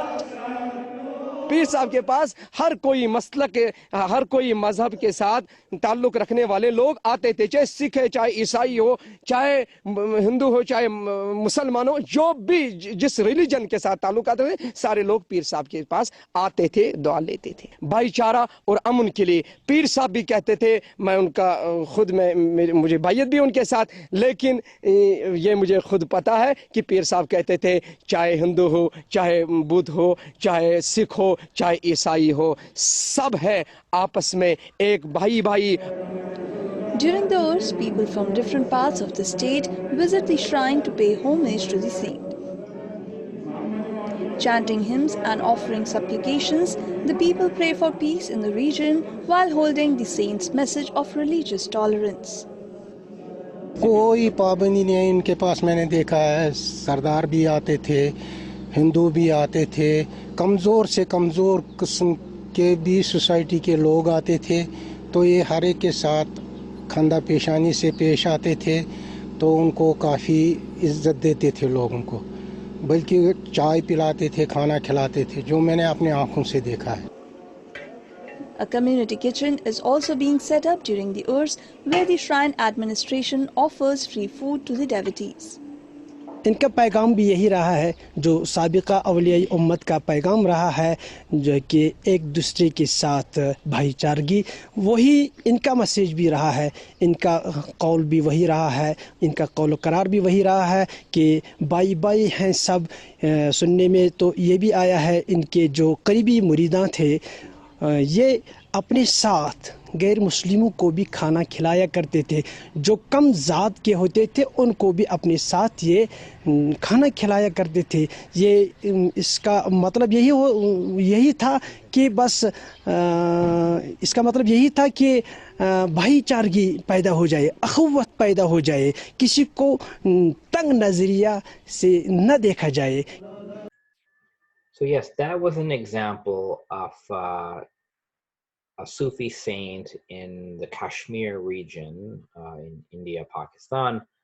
His name was Ghiyasuddin Bukhari, and on his death anniversary, and this is true for all these saints, there are special celebrations and prayers that happen on the death anniversary of these saints, where people go to their shrine, their dargah, as it's called, and they congregate there. They do special prayers. There are performances of Sufi devotional poetry, devotional songs like Qawwali. Sometimes this occasion called Urs, it is done in such a way that the shrine becomes like the court, like the royal court for that saint, and people come with offerings, with expressions of devotion, to seek blessings of the saint. So again, all of this is based on this idea of the intercession of the saints with God and Prophet Muhammad, right? The saint, whether alive or deceased, through his shrine, the saint becomes the conduit, the channel by which people can connect to Prophet Muhammad and God, and by which people can receive the blessings of God and Prophet Muhammad. And just to give you an idea of what exactly happens during these festivals, because that's what they are. This is an example of what happens in the shrine of Ahmad al-Badawi. He's a 13th century Sufi saint in Egypt. He is believed to be a descendant of Muhammad, even physically, I believe, but he is recognized as a saint. And there's a study done by al-Sayyid al-Aswad. There's a whole book he's written on this, but he went to the shrine and he described what people are doing. And this is a picture of Ahmad al-Badawi's shrine in Egypt. So al-Aswad, the scholar, writes, I saw visitors using either their right or both hands, but never their left hands alone, touch the cloth that covers the shrine, as well as the pillars and walls inside the shrine, and say loudly and emotionally, Madad ya Badawi, ya Ahlal Barakah, which means help and support us, O Badawi, man of the Barakah. Or, Ya Barakat Sayyidna Sheikh Sayyid, which means, O Barakah of our master, holy man, Sayyid. So why are people touching the shrine, right? They're touching the tomb, the shrine.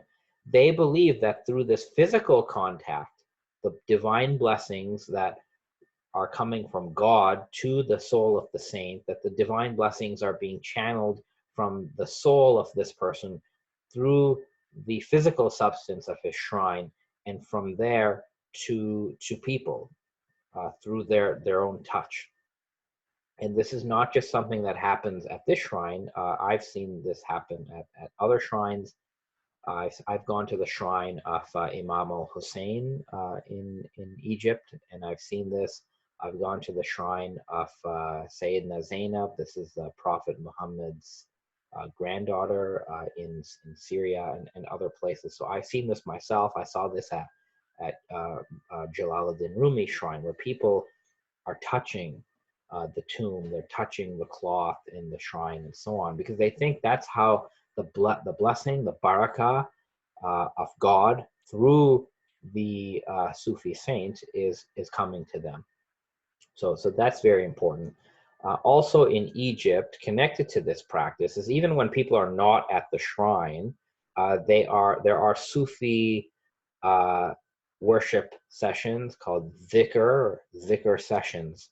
And in those sessions, where music plays a big role, there are prayers offered, prayers for help offered to the Prophet Muhammad, the saints, and the family of Prophet Muhammad. So this is from Michael Frischkopf in a chapter he wrote, where he talks about what happens at these Egyptian Sufi gatherings. And he describes how there is someone leading the Sufi gathering, and he sings an initial madad section in which the word madad, which means help or support, is repeated over and over, followed by various names. Each instance of the word madad is a plea for assistance from the following named entity, such as Madad ya Sayyidina Zainab, that's Zainab, the granddaughter of Prophet Muhammad, to the extent of his or her capabilities. Normally, requests for madad are directed towards God, the Prophet, the saints, the Ahl al-Bayt, that's the family of the Prophet, and the great Sufi poets, although in theory anyone could be named. So this is like the third time now we've seen this term madad being used when people, Muslims, Sunni Muslims, are praying to Prophet Muhammad or the Sufi saints. Again, this is, I mean, I wouldn't say I find it funny, but I find it ironic that madad is the very word that's used, and yet it's that Saudi fatwa that we looked at in part 1 basically says you're not allowed to do this. And this just goes to show how diverse Islam actually is, right? You have two completely opposite opinions even within Sunni Islam. Another example, I had to mention this because it's very interesting and good to know. So I showed this picture at the beginning of part 1, the shrine of Khaja Muinuddin Chishti. He is the, you could say, the founder or eponym of the Chishti Sufi Tariqa. So the whole Sufi Tariqa based on the memory and teachings of Muinuddin Chishti, but his shrine is in Ajmer in India. It might be the most popular shrine in India, I think. I have to check on that, but if it's not the most popular, it's one of the most popular. Here, that bowl that you see here, or this cauldron, this is like offerings that are brought to the shrine by people. Millions of people go to the shrine of Muinuddin Chishti. This is a very, very big deal. Now, what's interesting is that this is not just frequented by Muslims. Hindus come, Sikhs come, you know, non-affiliated people come, Christians come, Buddhists come. All sorts of people go to the shrine of Muinuddin Chishti for blessings. People often bring a shawl, like as an offering. They bring this like long blanket, a shawl. Obama sent a shawl. If you Google this, there was a time, and I think it still happens, where Bollywood actors and actresses and directors would come to this shrine. Sometimes these Bollywood people would come to the shrine right when their new movie is released, because they wanted the blessings of the saint for the success of their films. So that's how popular this is. Now, I'm not saying everyone agreed with that, but this is what people did. And this shrine, it's a great example of how intercession is very, very important to the everyday life and practice of Muslims and non-Muslims. Right? That's how big of a role the Sufi saints play. I'll just add that this is also, this place gets somewhat politicized. So when like the prime minister or you know, deputy minister of a country like Pakistan or Bangladesh or whoever, when they visited they have gone to the shrine. It's almost like a rite of passage, like certain foreign leaders come to the shrine to pay homage to the saint. And that's why Obama sent a shawl to this shrine. So it's very, very important. And again, somebody might say, and this is the argument that you hear, why are they going to seek blessings from saints? Why can't everybody just pray to God? Why don't you just pray to Allah directly? Why, cut out the middleman? Again, just think about the theology behind this, right? Think about this idea that God, Allah, is absolute. God is infinite. God may be infinitely close to everyone, but practically speaking, people can be far from God. God is so vast, God is so infinite, that it's difficult for the very finite, limited, imperfect, human, everyday person like myself to connect to the absolute infinity and boundlessness of God. It's almost frightening if you think about it. The idea, how do you connect with this absolute, unlimited, infinite, infinite God? This is where the Sufi Sheikh, the living Sheikh, as you see here, or the saint plays a key role in all of this. It's through the Sufi Sheikh, the Sufi master, the saint, that God becomes accessible to the everyday person. There's an interesting story. I don't know if this is true, but this is a story among the Sufis, and whatever it does, it makes a point. So there's a story where there's a report where some travelers asked the Sufi master, Abul Hasan al-Kharakani, to pray for their safety. And he advised them these people were going on a journey. So they asked the Sufi master to pray for them, to keep them safe. And he said, okay, set out on your journey in the name of God. But if you run into trouble, they should call out his name, Abul Hasan's name, right? Set out on their journey in the name of God and call out Abul Hasan's name if they ran into trouble.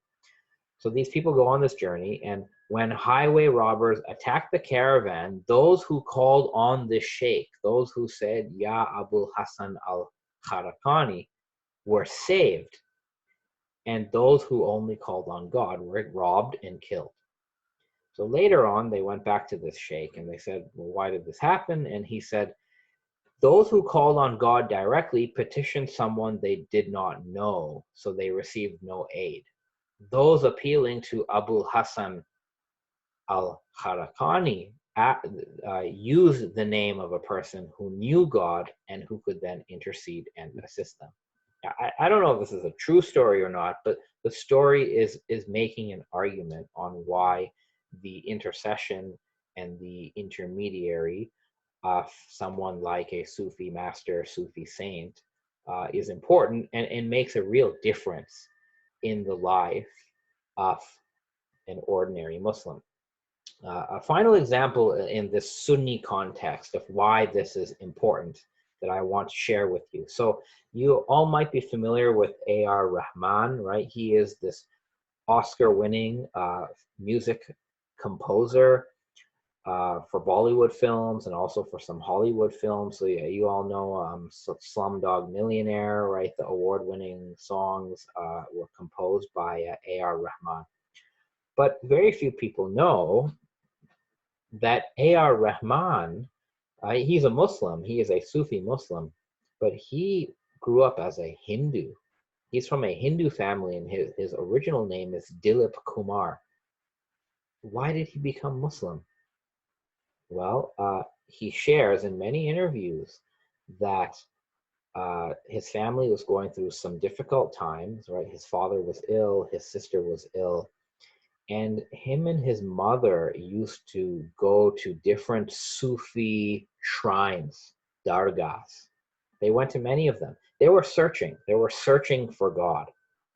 And ultimately, they found spiritual solace and comfort at at the hands of a living Sufi saint whom they refer to as Pir Sahib. This person's name was Sayyid Karimullah Shah Qadri, and I think they met him at one of these shrines. And this is the person, the living Sufi master, from whom A.R. Rahman first heard a Sufi qawwali, a Sufi devotional song. And that started his entire career, his musical career. So I want to actually play you something from A.R. Rahman where he describes this journey, because the Sufi saint, the living saint, the Pir, and the Sufi shrine are integral to this person's life. There would be no A.R. Rahman, there'd be no award-winning music that he has produced without the intercession of the Sufi, living Sufi saint, and the Sufi shrine, which is the shrine of a deceased Sufi saint. So I'm going to play you a few minutes and you can listen in. Again, this shows that intercessory prayer theology is a real life thing. It's not just theological gymnastics.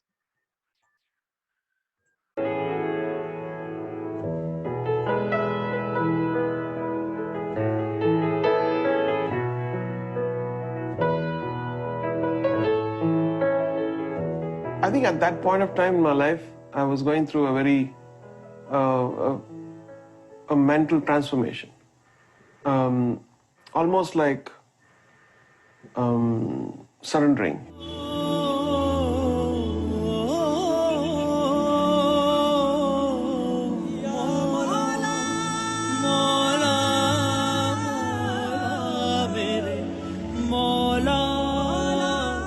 When my father died, she used to go to the dargah, she used to go to the temples, and she used to go to the church everywhere, my mother.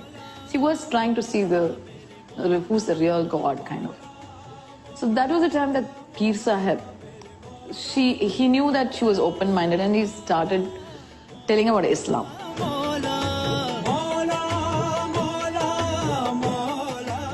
நான் தர்காக்கு போக ஆரம்பிச்சிட்டேன். அப்புறம் என் பையனும் வர ஆரம்பிச்சாரு. அப்போ நான் ஒரு நாள் கேட்டேன், என்னப்பா நீ இங்க இது கும்பிட போறியா? இருக்கும் எனக்கு இஸ்லாம் தம்மா வேணும்னு.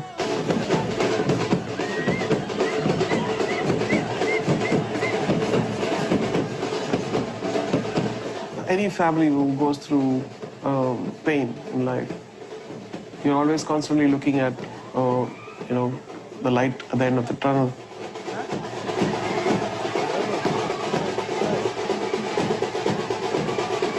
Because we had the right guide, we could feel the sense of spirituality.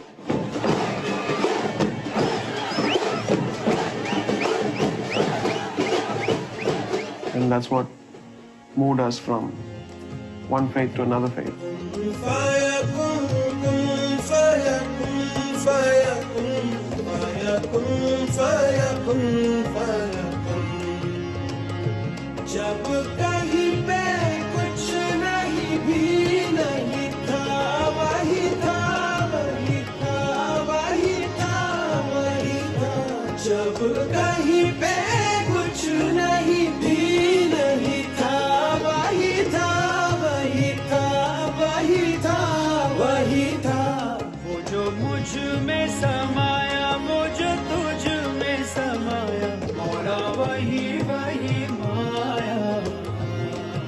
I was in a very Sufi kind of a vibration where I was learning things about spirituality and how nothing counts, nothing matters, and it still matters.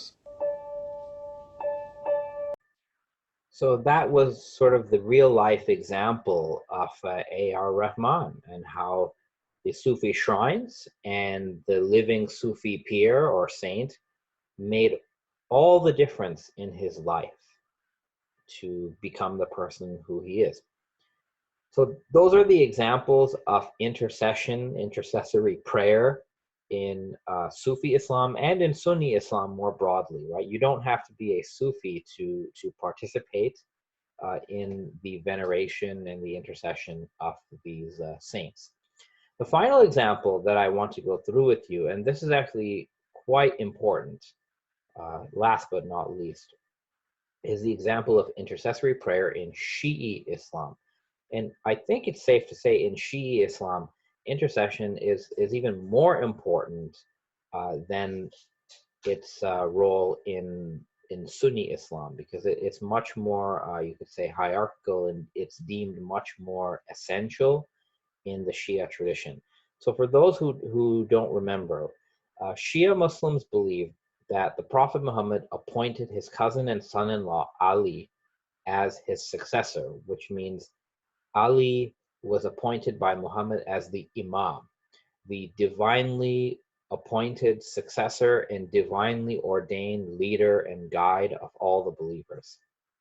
So this is very, very important, right? The Sunnis do not believe in this idea, but the Shia believe in this idea that Ali is the successor of Muhammad, which is to say, Ali is the inheritor of the spiritual knowledge and the spiritual powers of Prophet Muhammad, including the power to be an intercessor. So then the Shia further believe that the leadership role and power of Ali, which is called the Imams, has been handed down by direct appointment through Ali's descendants from father to son. So it goes from Ali to Ali's son, and then it goes to his son, and it only goes to one son in each generation by appointment. So it's not, this is not just an automatic inheritance.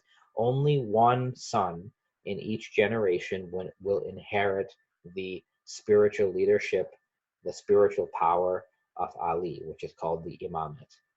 Now, what ends up happening in the Shia tradition, and you can see from this chart here, is that certain points of this succession of Imamates, there are disagreements over who the rightful successor is. And this leads to Shia groups, different Shia groups that recognize different Imamate lineages.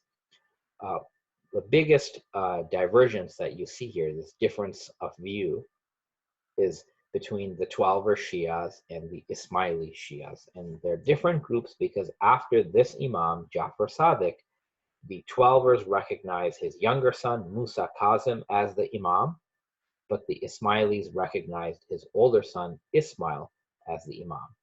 Now, theologically, only one of these, only one of Ismail or Musa Kazim was the true successor, the true Imam after Jafar Sadiq. And the Ismailis have one view, the Twelvers have another view. In either case, regardless of which lineage they follow, the Ismailis and Twelvers believe that these Imams are divinely inspired, so God is always guiding them, that they are sinless, and that they hold divine authority because they are the successors of Muhammad. Now, the Twelvers followed this particular line of Imams through Musa Kazim, and that line basically, it disappears in the year 874 with the 12th Imam. So the 12th Imam of this line, he, as a 5-year-old boy, disappears in the year 874. No one has seen this 12th Imam. The Twelvers believe that he is alive. He's in hiding. God has hidden him since 874. And today, for the Twelvers, they continue to believe in this 12th Imam, and they revere all the 12 Imams, but they follow the leadership of scholars known as Ayatollahs.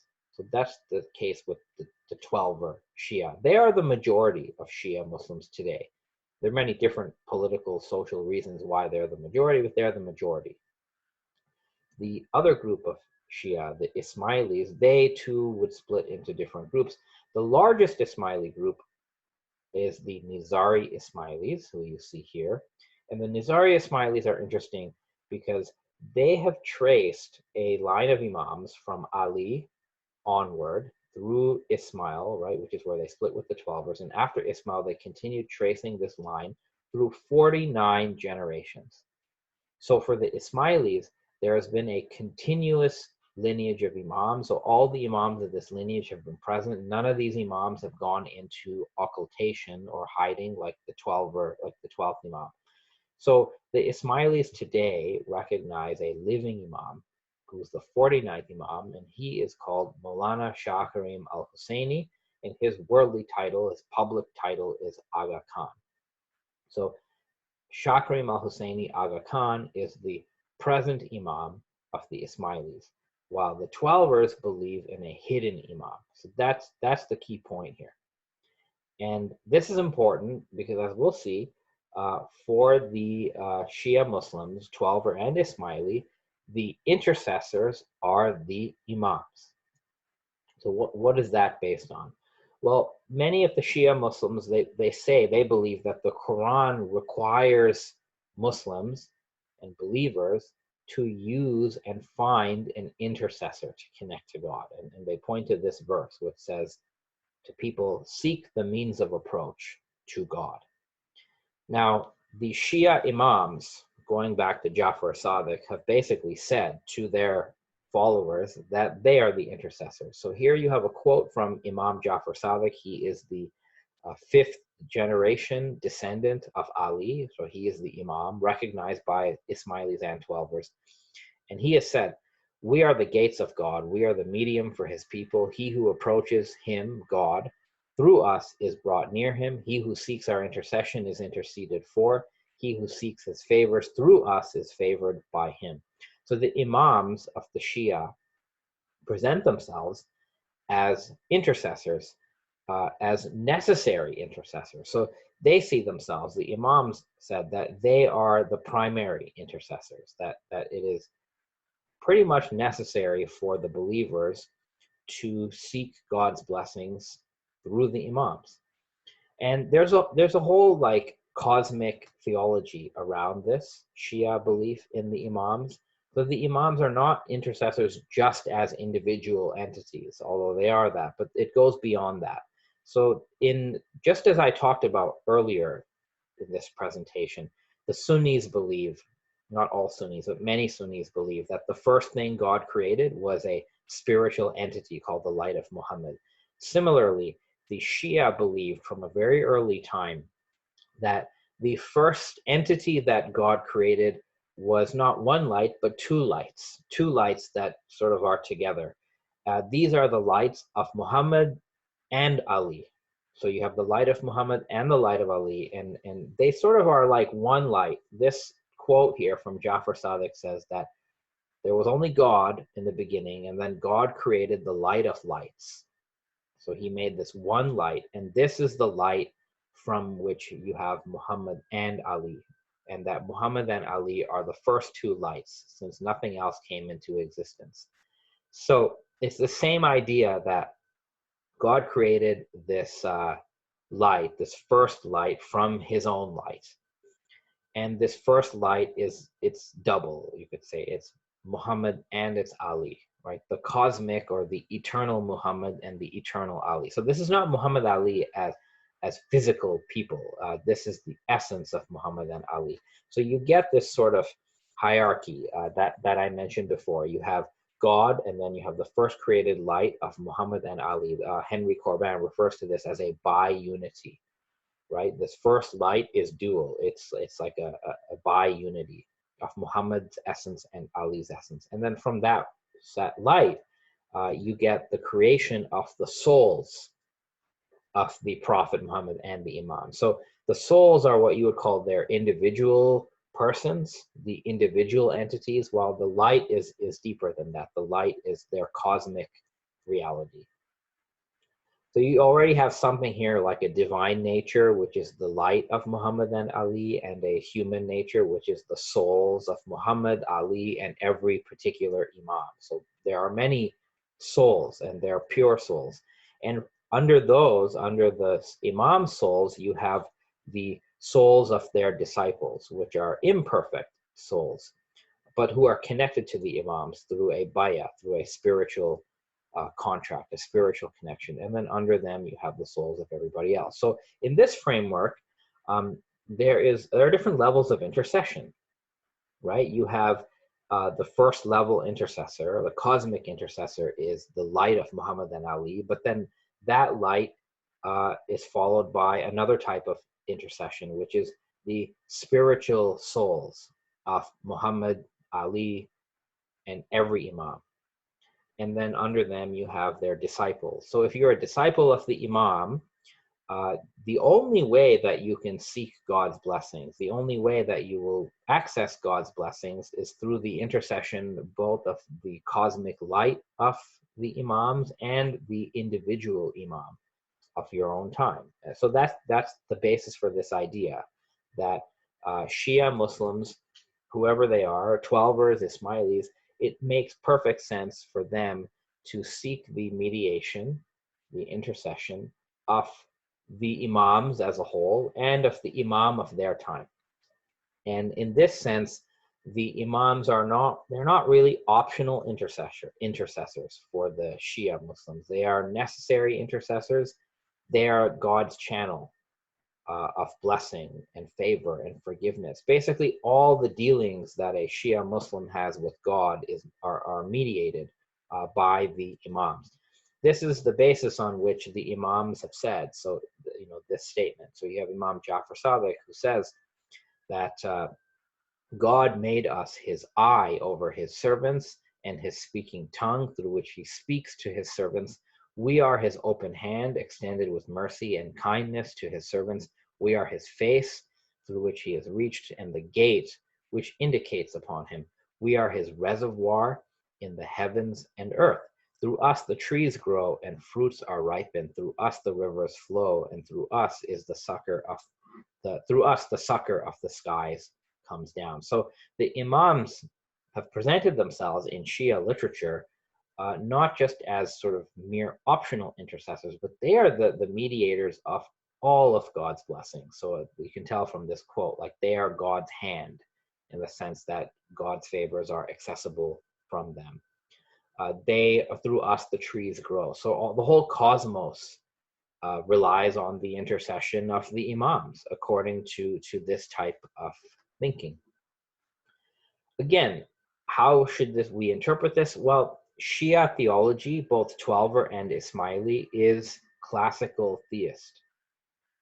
Imam Ali's teachings on God, which you might remember from another one of my talks, these are classical theist teachings. So the Shia do believe, the Ismailis and the Twelvers believe that God is eternal, God is timeless, God is always bestowing his blessings, right? God's blessings are always emanating from him. God's forgiveness is always emanating. God's mercy is always emanating. And therefore, the Shia believe that God's blessings first flow through the Imams before they reach anybody else. And in that sense, the Imams are cosmic, or you could say natural intermediaries between God and the entire cosmos, spiritual and physical.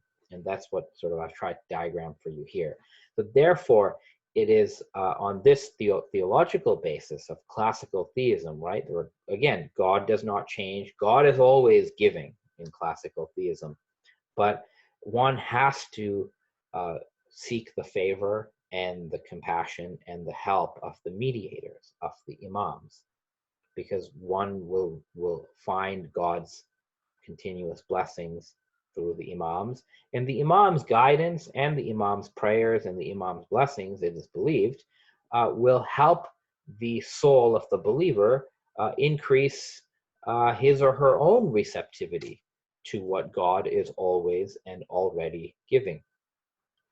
Practically, what does this look like? So let's talk about the Twelvers, right? So here you have a list of the 12 Imams. This is an artistic depiction of the 12 Imams.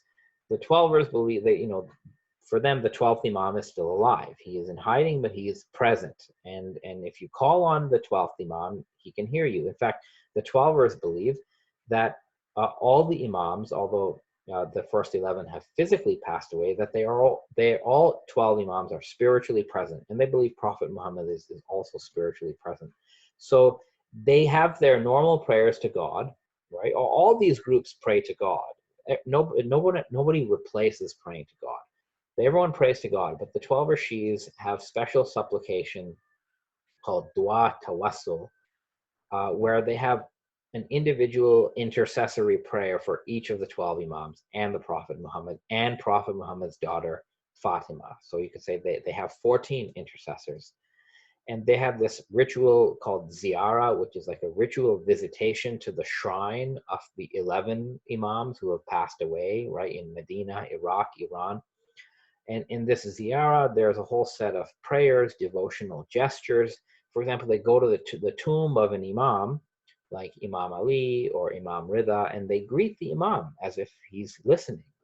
They say, salam alaikum or salam alaika to the imam. They praise the imam, and they seek the imam's blessing and intercession. So if you go to, they have a whole website with these du'as, the tawassul du'as. This is just for the one for Jafar Sadiq. So if you look at this one, this particular dua where the believer, the 12er Shia believer, addresses Imam Jafar Sadiq. Now, Imam Jafar Sadiq is physically not present, but again, they believe he's spiritually, he's here. If you address him like this, he can hear you, he will intercede for you. And they say to him, and they say this to each of them, right? All of the 12, as well as Muhammad and his daughter. They say something like, we're turning our faces toward you, seeking your intercession and your mediation for us before God. We are presenting you for the settlement of our needs. Now, this is a long form prayer, right? But the short form, you would just say like, Ya Hussein, Ya Jafar Sadiq, Ya Ali, Ya Musa, right? They would call on their present Imam, who's called Muhammad al-Mahdi. They would say, Ya Muhammad al-Mahdi, Ya Imam Mahdi, and so on. So this is a very widespread practice for the 12er Shia.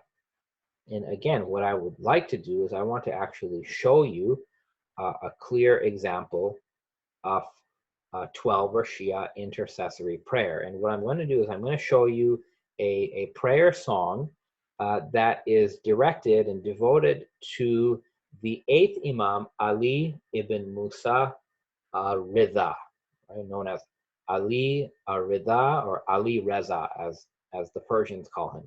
So this prayer song, I'm going to show it to you. I'm going to play it. And what you see there is footage from the shrine of Ali Rida. Ali Rida's shrine is in Mashhad in Iran. It is a major site of pilgrimage. And I believe that it gets more pilgrims than Mecca and Medina, believe it or not. So it's a very popular shrine. And I'm pretty sure it's not just, it's not just 12er Shia who go there. Sunnis will go there too. So it's important. But let's take a look, and you can, the whole prayer song is translated on the screen, so you'll be able to understand what's being said. But pay special attention to how the 12er Shia are addressing their Imam, because this is an intercessory prayer. And again, this is how the theology comes to life. So here we go. Ya Imam Raza, Hawai Mashhad Tuam, Kabutar Gumbad Tuam, Toi Tuami Shaya.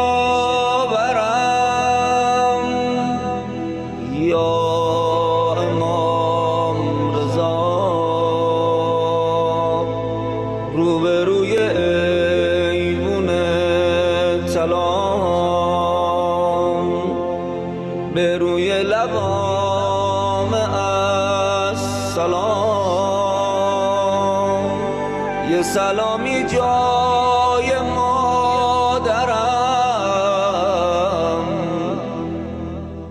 یا امام رضا توی تو رفیق بچگیم کنار تو خوب زندگی خونه امیدم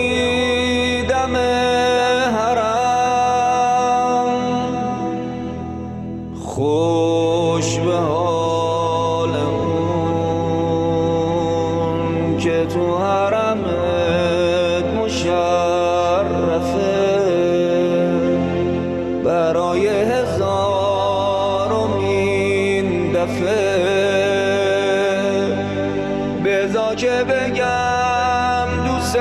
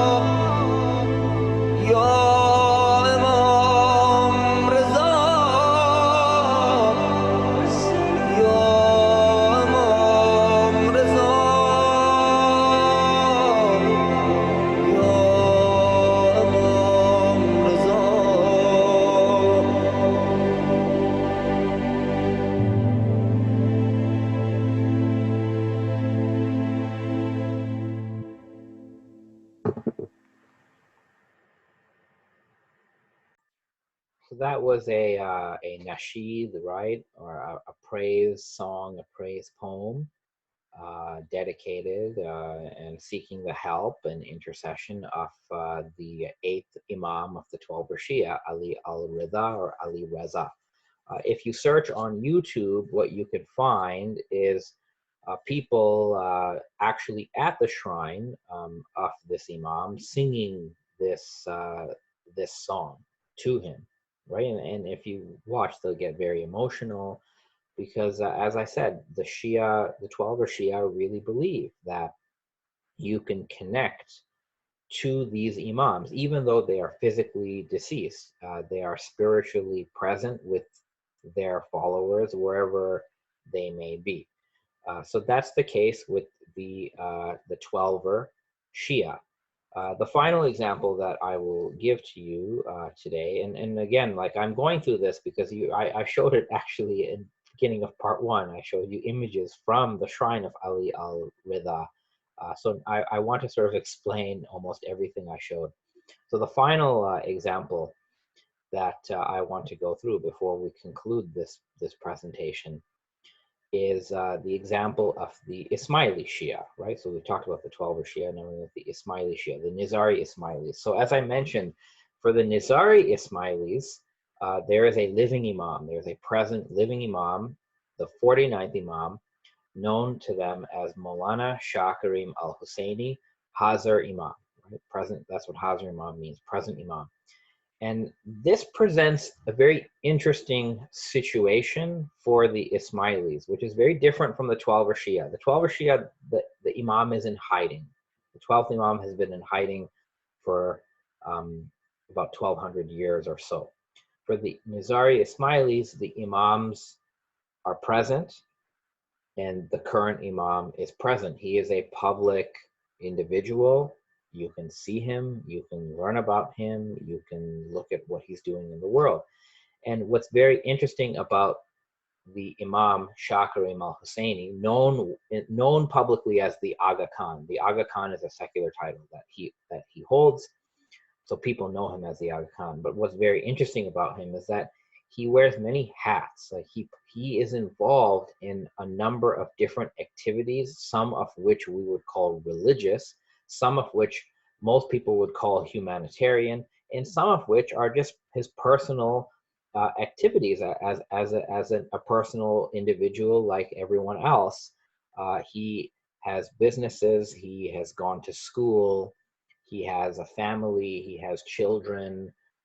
He actually comes, at least in the last 2 generations, the Ismaili Imams have been recognized by the British and by the former Shahs of Iran as royals, right? So he holds the title, His Highness, for example.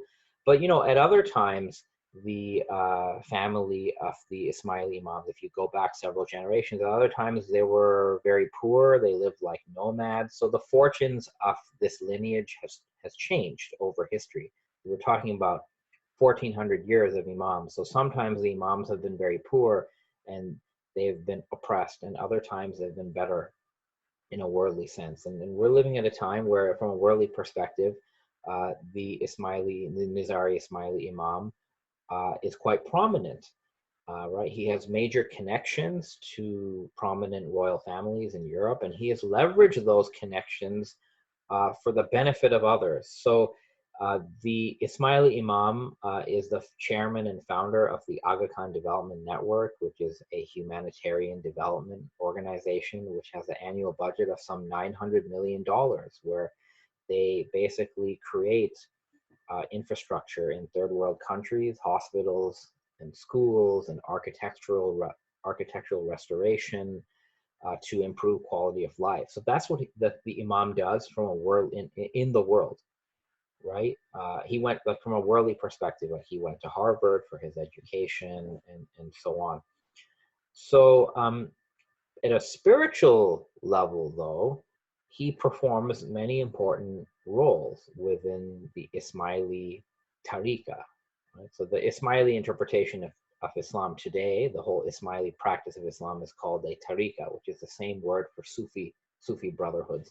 So he is the spiritual leader of the Ismaili Tariqa, and the Imam plays a number of intercessory roles, which are listed here. And those intercessory roles that the Imam plays for his murids, who are his spiritual children, his followers are known as his spiritual children, that's all based on a theology of imamate, an imamate theology, which generally the Twelvers believe in for their Imams, right? So the idea that the Imam is divinely inspired, that he's divinely guided, that he is an intermediary for God's blessing. So this is all part of the role of the Imam, present Imam of the Ismailis. So all of this, for our topic anyway, what it really means is that the Ismailis today look to the Aga Khan, Shah Karim al-Husayni, as their primary intercessor for God's blessings, right? Even though he is a person living in the world, he's sort of somewhat similar to those Sufi masters that I talked about earlier. He's a person who lives fully in the world, who's very busy, but spiritually, he is the intercessor for the Nizari Ismailis. They call upon the Imam for help. And I'll show you some examples of this. So in the daily prayer of the Nizari Ismailis, known as the dua, this, of course, let me just say, the dua has been translated and published in academic literature. You can find it in a couple of edited volumes. So there's a phrase, there are some phrases in the dua, the prayer of the Nizari Ismailis, where in this one, they pray to God, right? This is a prayer to God, but it is through the intercession of God's messengers, the prophets, and the Imams. Right, that's this term bihaki. So it says, "Oh God, forgive our sins, give us our sustenance, have mercy on us by the right of your closest messengers and your pure Imams, and by the right of our master and our Imam, Shah Karim al-Husayni." Right, so this is an intercessory prayer directed to God, but evoking the mediation of the prophets, the Imams together, and the living present Imam, Shah Karim al-Husayni. And again, this assumes the hierarchy that I talked about over here, right? That I've diagrammed here. It assumes this idea of we have God, the transcendent God, then you have the light of Muhammad and Ali, then you have the souls of the prophets and the Imams, and then you have the souls of the believers and everybody else. So that's what the Nizari Ismaili prayer assumes as its theological backdrop. And in another part of this prayer, after the intercession of the Imam is established, there is an address, a plea, a supplication directly to the Imam, right? Where the person, the Ismaili practitioner, will say, "O Imam of the time, O our master, you are my strength, you are my support, upon you is my reliance, O present, O living, Shah Karim al-Husayni, you are the true manifest Imam." So therefore, what you find in Nizari Ismaili practice is that there is this recognition and reliance on the living Imam, on the present Imam, Maulana Shah Karim al-Husayni, as the mediator and intercessor for God's blessings. And in a more informal way, you have different types of prayers. Now, at the end of the daily prayer known as the dua, the Ismailis, they pray to God, right? They say Allahumma, and they pray for God's mercy and forgiveness, but they also evoke the intercession or the mediation, by the words bihaki, of the Prophet Muhammad, the Ahlul Bayt, the family of the Prophet, and all 49 Imams. So they recite the names, say Allahumma bihaki, and then they recite the names of all 49 Ismaili Imams, from Ali to the 49th Imam, Shah Karim al-Husayni. Now, this is a very long list, but this is not unusual. As I already showed, the Naqshbandi Sufis have a similar prayer where they list the names of all their sheikhs. So this is like, I mean, you could call it like a super mega intercessory prayer where you're asking God in the name of, by the right of multiple, over 49 intercessors. Then you also have in the Ismaili tradition And again, the 12er Shia also do this, so it's not unique to the Ismailis, but you also have this idea of supererogatory supplications or personal prayers, where the Ismaili practitioner as well as the 12er Shia practitioner, they will call on directly on the names of the Prophet Muhammad or any of the Imams for aid and for blessings. So they would say things like, Ya Muhammad, Ya Ali, Ya Hazrat Imam, Ya Mola, Ya Shah Karim al-Husayni, and so on. And the 12er Shia do it for their Imams. So it's quite common for Ismailis especially to greet each other by saying, Ya Ali Madad, right? And we've seen this phrase, we've seen Madad show up 2 or 3 times already, right? We saw how some Sunnis say Madad, Madad Ya Rasulullah. We saw how these Naqshbandi Sufis say, you know, Ya Sheikh Nadim, Sheikh Nadim Haqqani Madad. And now we see the Nizari Ismaili saying Ya Ali Madad. And you know, even Sunnis say Ya Ali Madad, especially in South Asia. There's even a tradition where Sikh wrestlers, before a wrestling match, they would say Ya Ali Madad. So this practice of calling directly on the Imam for help, for support, for Madad, it's not restricted to the Nizari Ismailis. It's practiced widely among Muslims. So you do have these prayers where Ismailis will call the name of the living Imam, you know, Nur Maulana Shah Karim al-Husayni, and they'll make specific requests, like for mundane matters, right? To ease difficulties, for strength of faith, to ward off problems and calamities, for forgiveness of sins, for blessings on departed souls, and so on and so forth, right? This is all part of the theology of intercession that, generally speaking, the 12ers and the Ismailis believe in. So I quoted this prayer in part 1 at the beginning, and I quote it here again. So this is a prayer to Ali that Ismailis will recite sometimes. Ya Ali adrikni, Ya Ali agisuni, harbalatu durakar mushkil khusha mola Ali. Right, directly asking Ali for rescue, for help, to make all these sort of bad things go away and remove difficulties. So that's what you have. And again, it's because the Imam is a living, present personality on earth.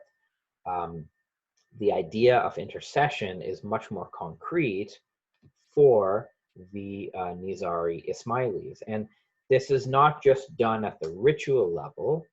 When the Imam, when the living Imam, Shah Karim al-Husayni, visits his community in person, he, in a sense, responds to these intercessory prayers by giving his blessings to his community, to his murids.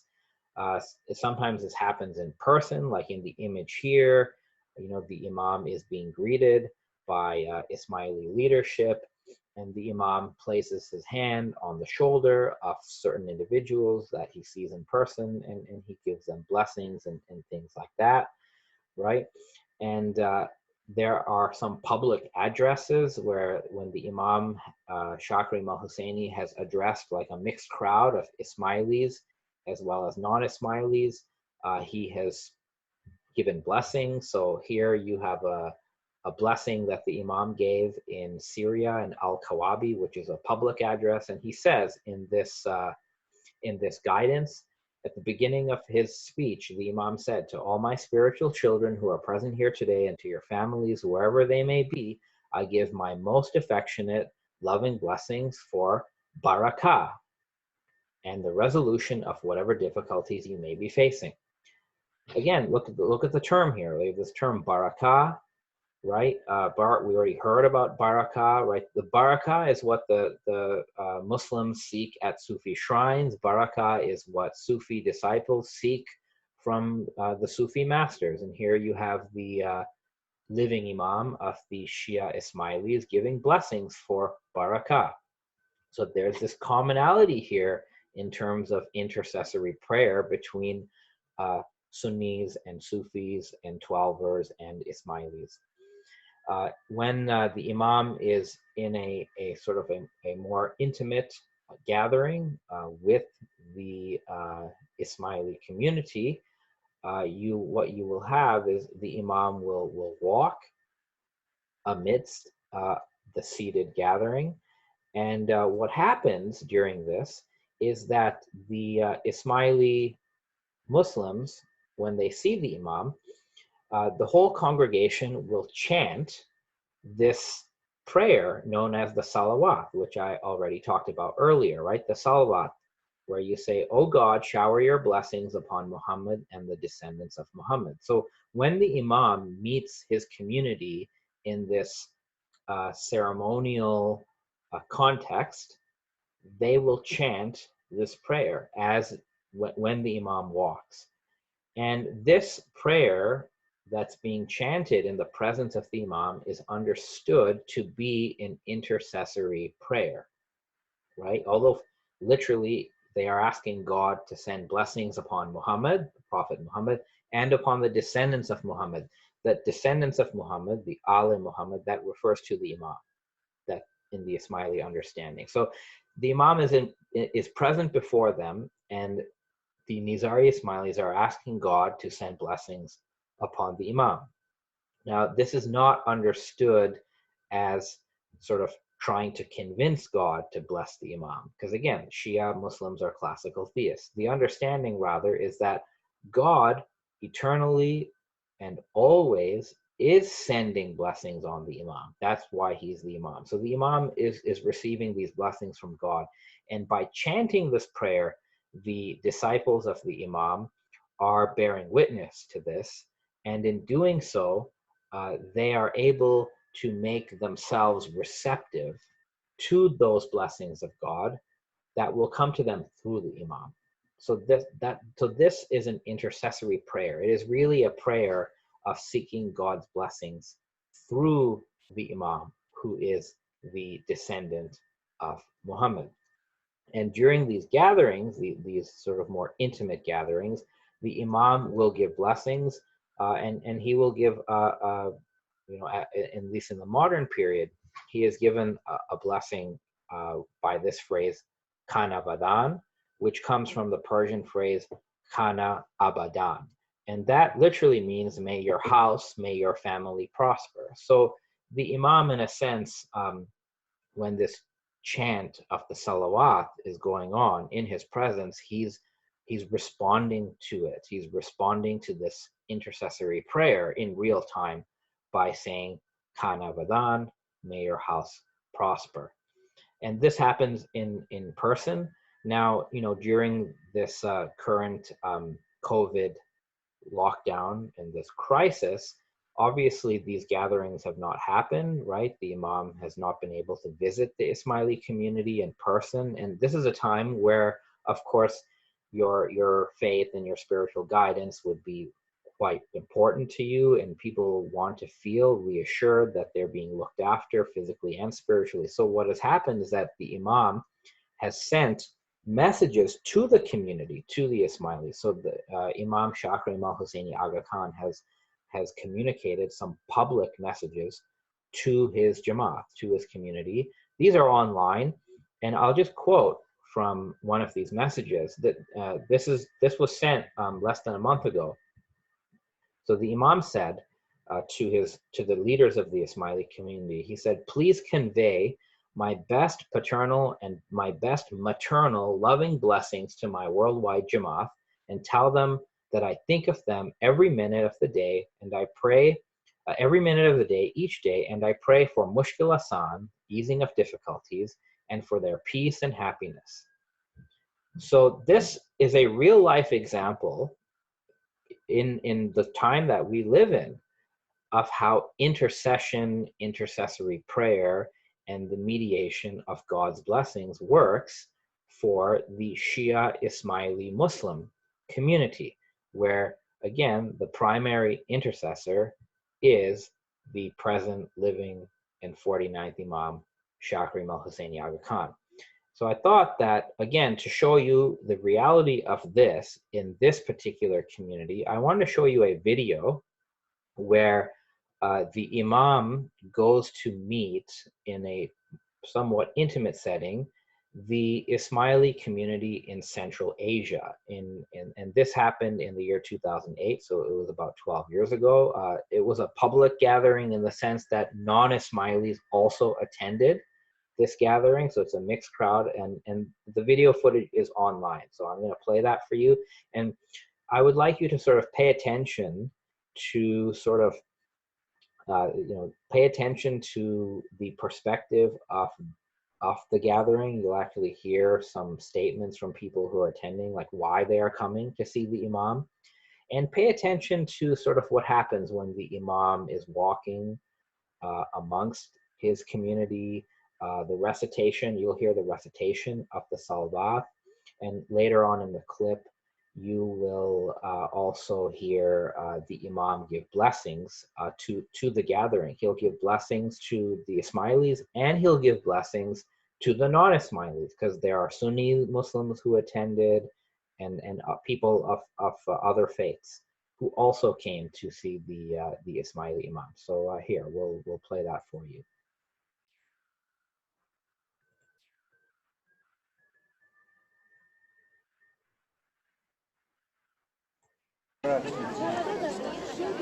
ما وخان ای قشلاق زنگ ای 110 کیلومتر دور ایشکاشیم ایرانیشکاشیم ما خیلی زیادتری را برای ما ماشین شد برای ماشین چه قریبی 25 کیلومتر ساعتی 4 سرقتی خستیم پیاده آمدیم برای دیدار امام زمان. مشکلی هم اگر می بود که لکن برای ما این مشکلی یگان چی ندارد. برای دیدار امام زمان هر مشکلی که نباشد برای دیدار حسیات فقط عشق ممکن میرزد تمام برای دیدار امام زمان. در زندگی فقط همین دیدار غنیمت است، همین دیدار زمان.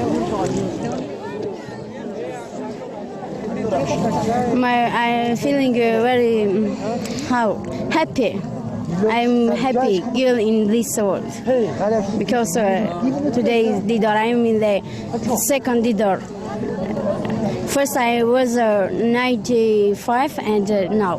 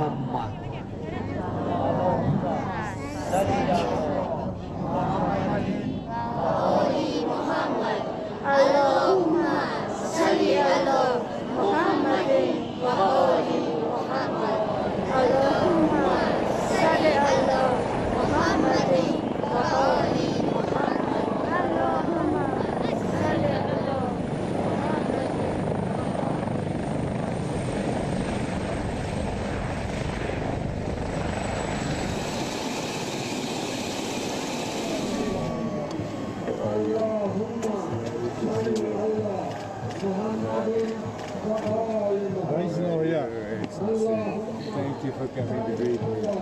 Thank you very much. Thank you. Have a good day. Thank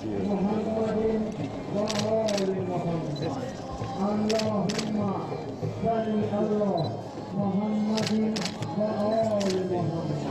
امروز خندانم خوش کام وقتی خندان میرسد سلطان ما از سوی میدان میرسد امروز توبه بشکنیم پرهیز را برهم زنیم کان یوسفی خوبانی ما از شهر کنعان میرسد خوش آمدی و نور ضیا آوردی با آمدن فیض و بقا آوردی بر جسم شفا بخش بود اشکاشیم اما تو به جان و دل دوا آوردی When the blazing sun is gone when he nothing shines upon then you show your light for us O our Hazir Imam ای پادشاه دهر دلارا خوش آمدی نور چراغ دیده ای بینا خوش آمدی باشد ثنای و مدح تو ورد زبانی ما ای العطای نور تجلی خوش آمدی پامیر از قدوم شما فیضیاب شد ای روح بخش لعل بدخشان خوش آمدی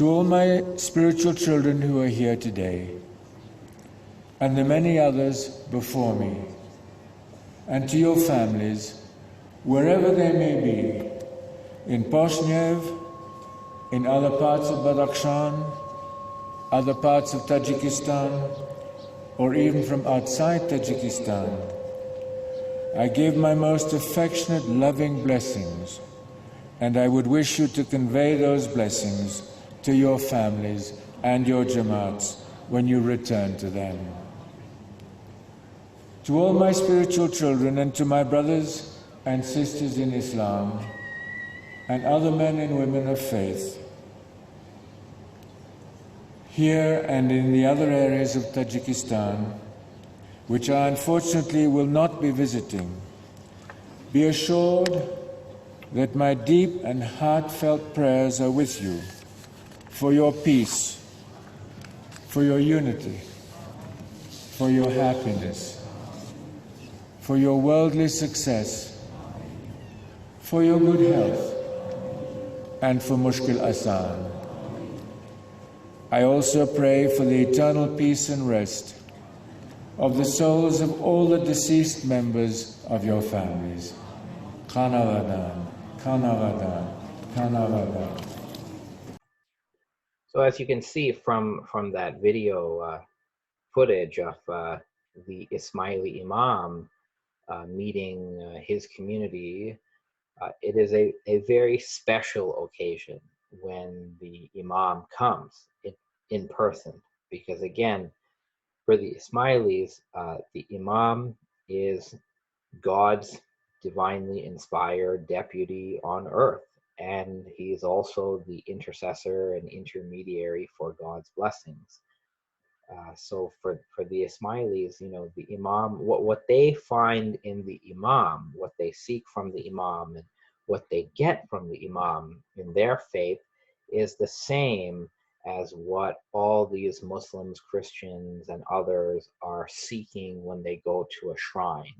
It's the same thing that Sufis seek when they are calling on the intercession of their masters. It's the same thing that Sunnis are seeking when they call for help of the Prophet Muhammad.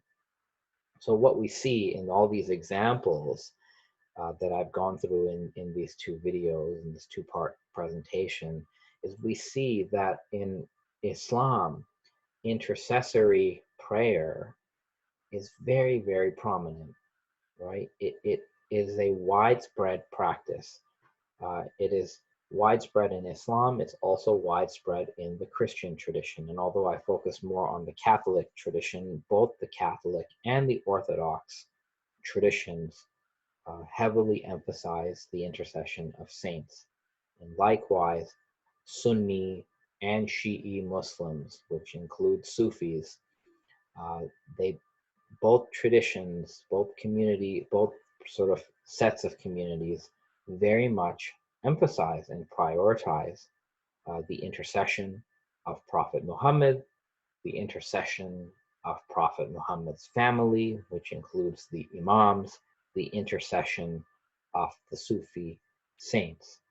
And whether one is seeking blessings from a Catholic saint, an Orthodox saint, the Prophet Muhammad, a Sufi saint, a living Sufi master, a hidden Imam, or a present living Imam, at the end of the day, despite all this intercession, there is this central belief, which I talked about in both presentations, that the source of all the blessings, the source of the barakah, the source of the mercy and compassion is God. And it is not a God who must be convinced by the intercessor. The intercessor is not going to bargain with God in classical theism.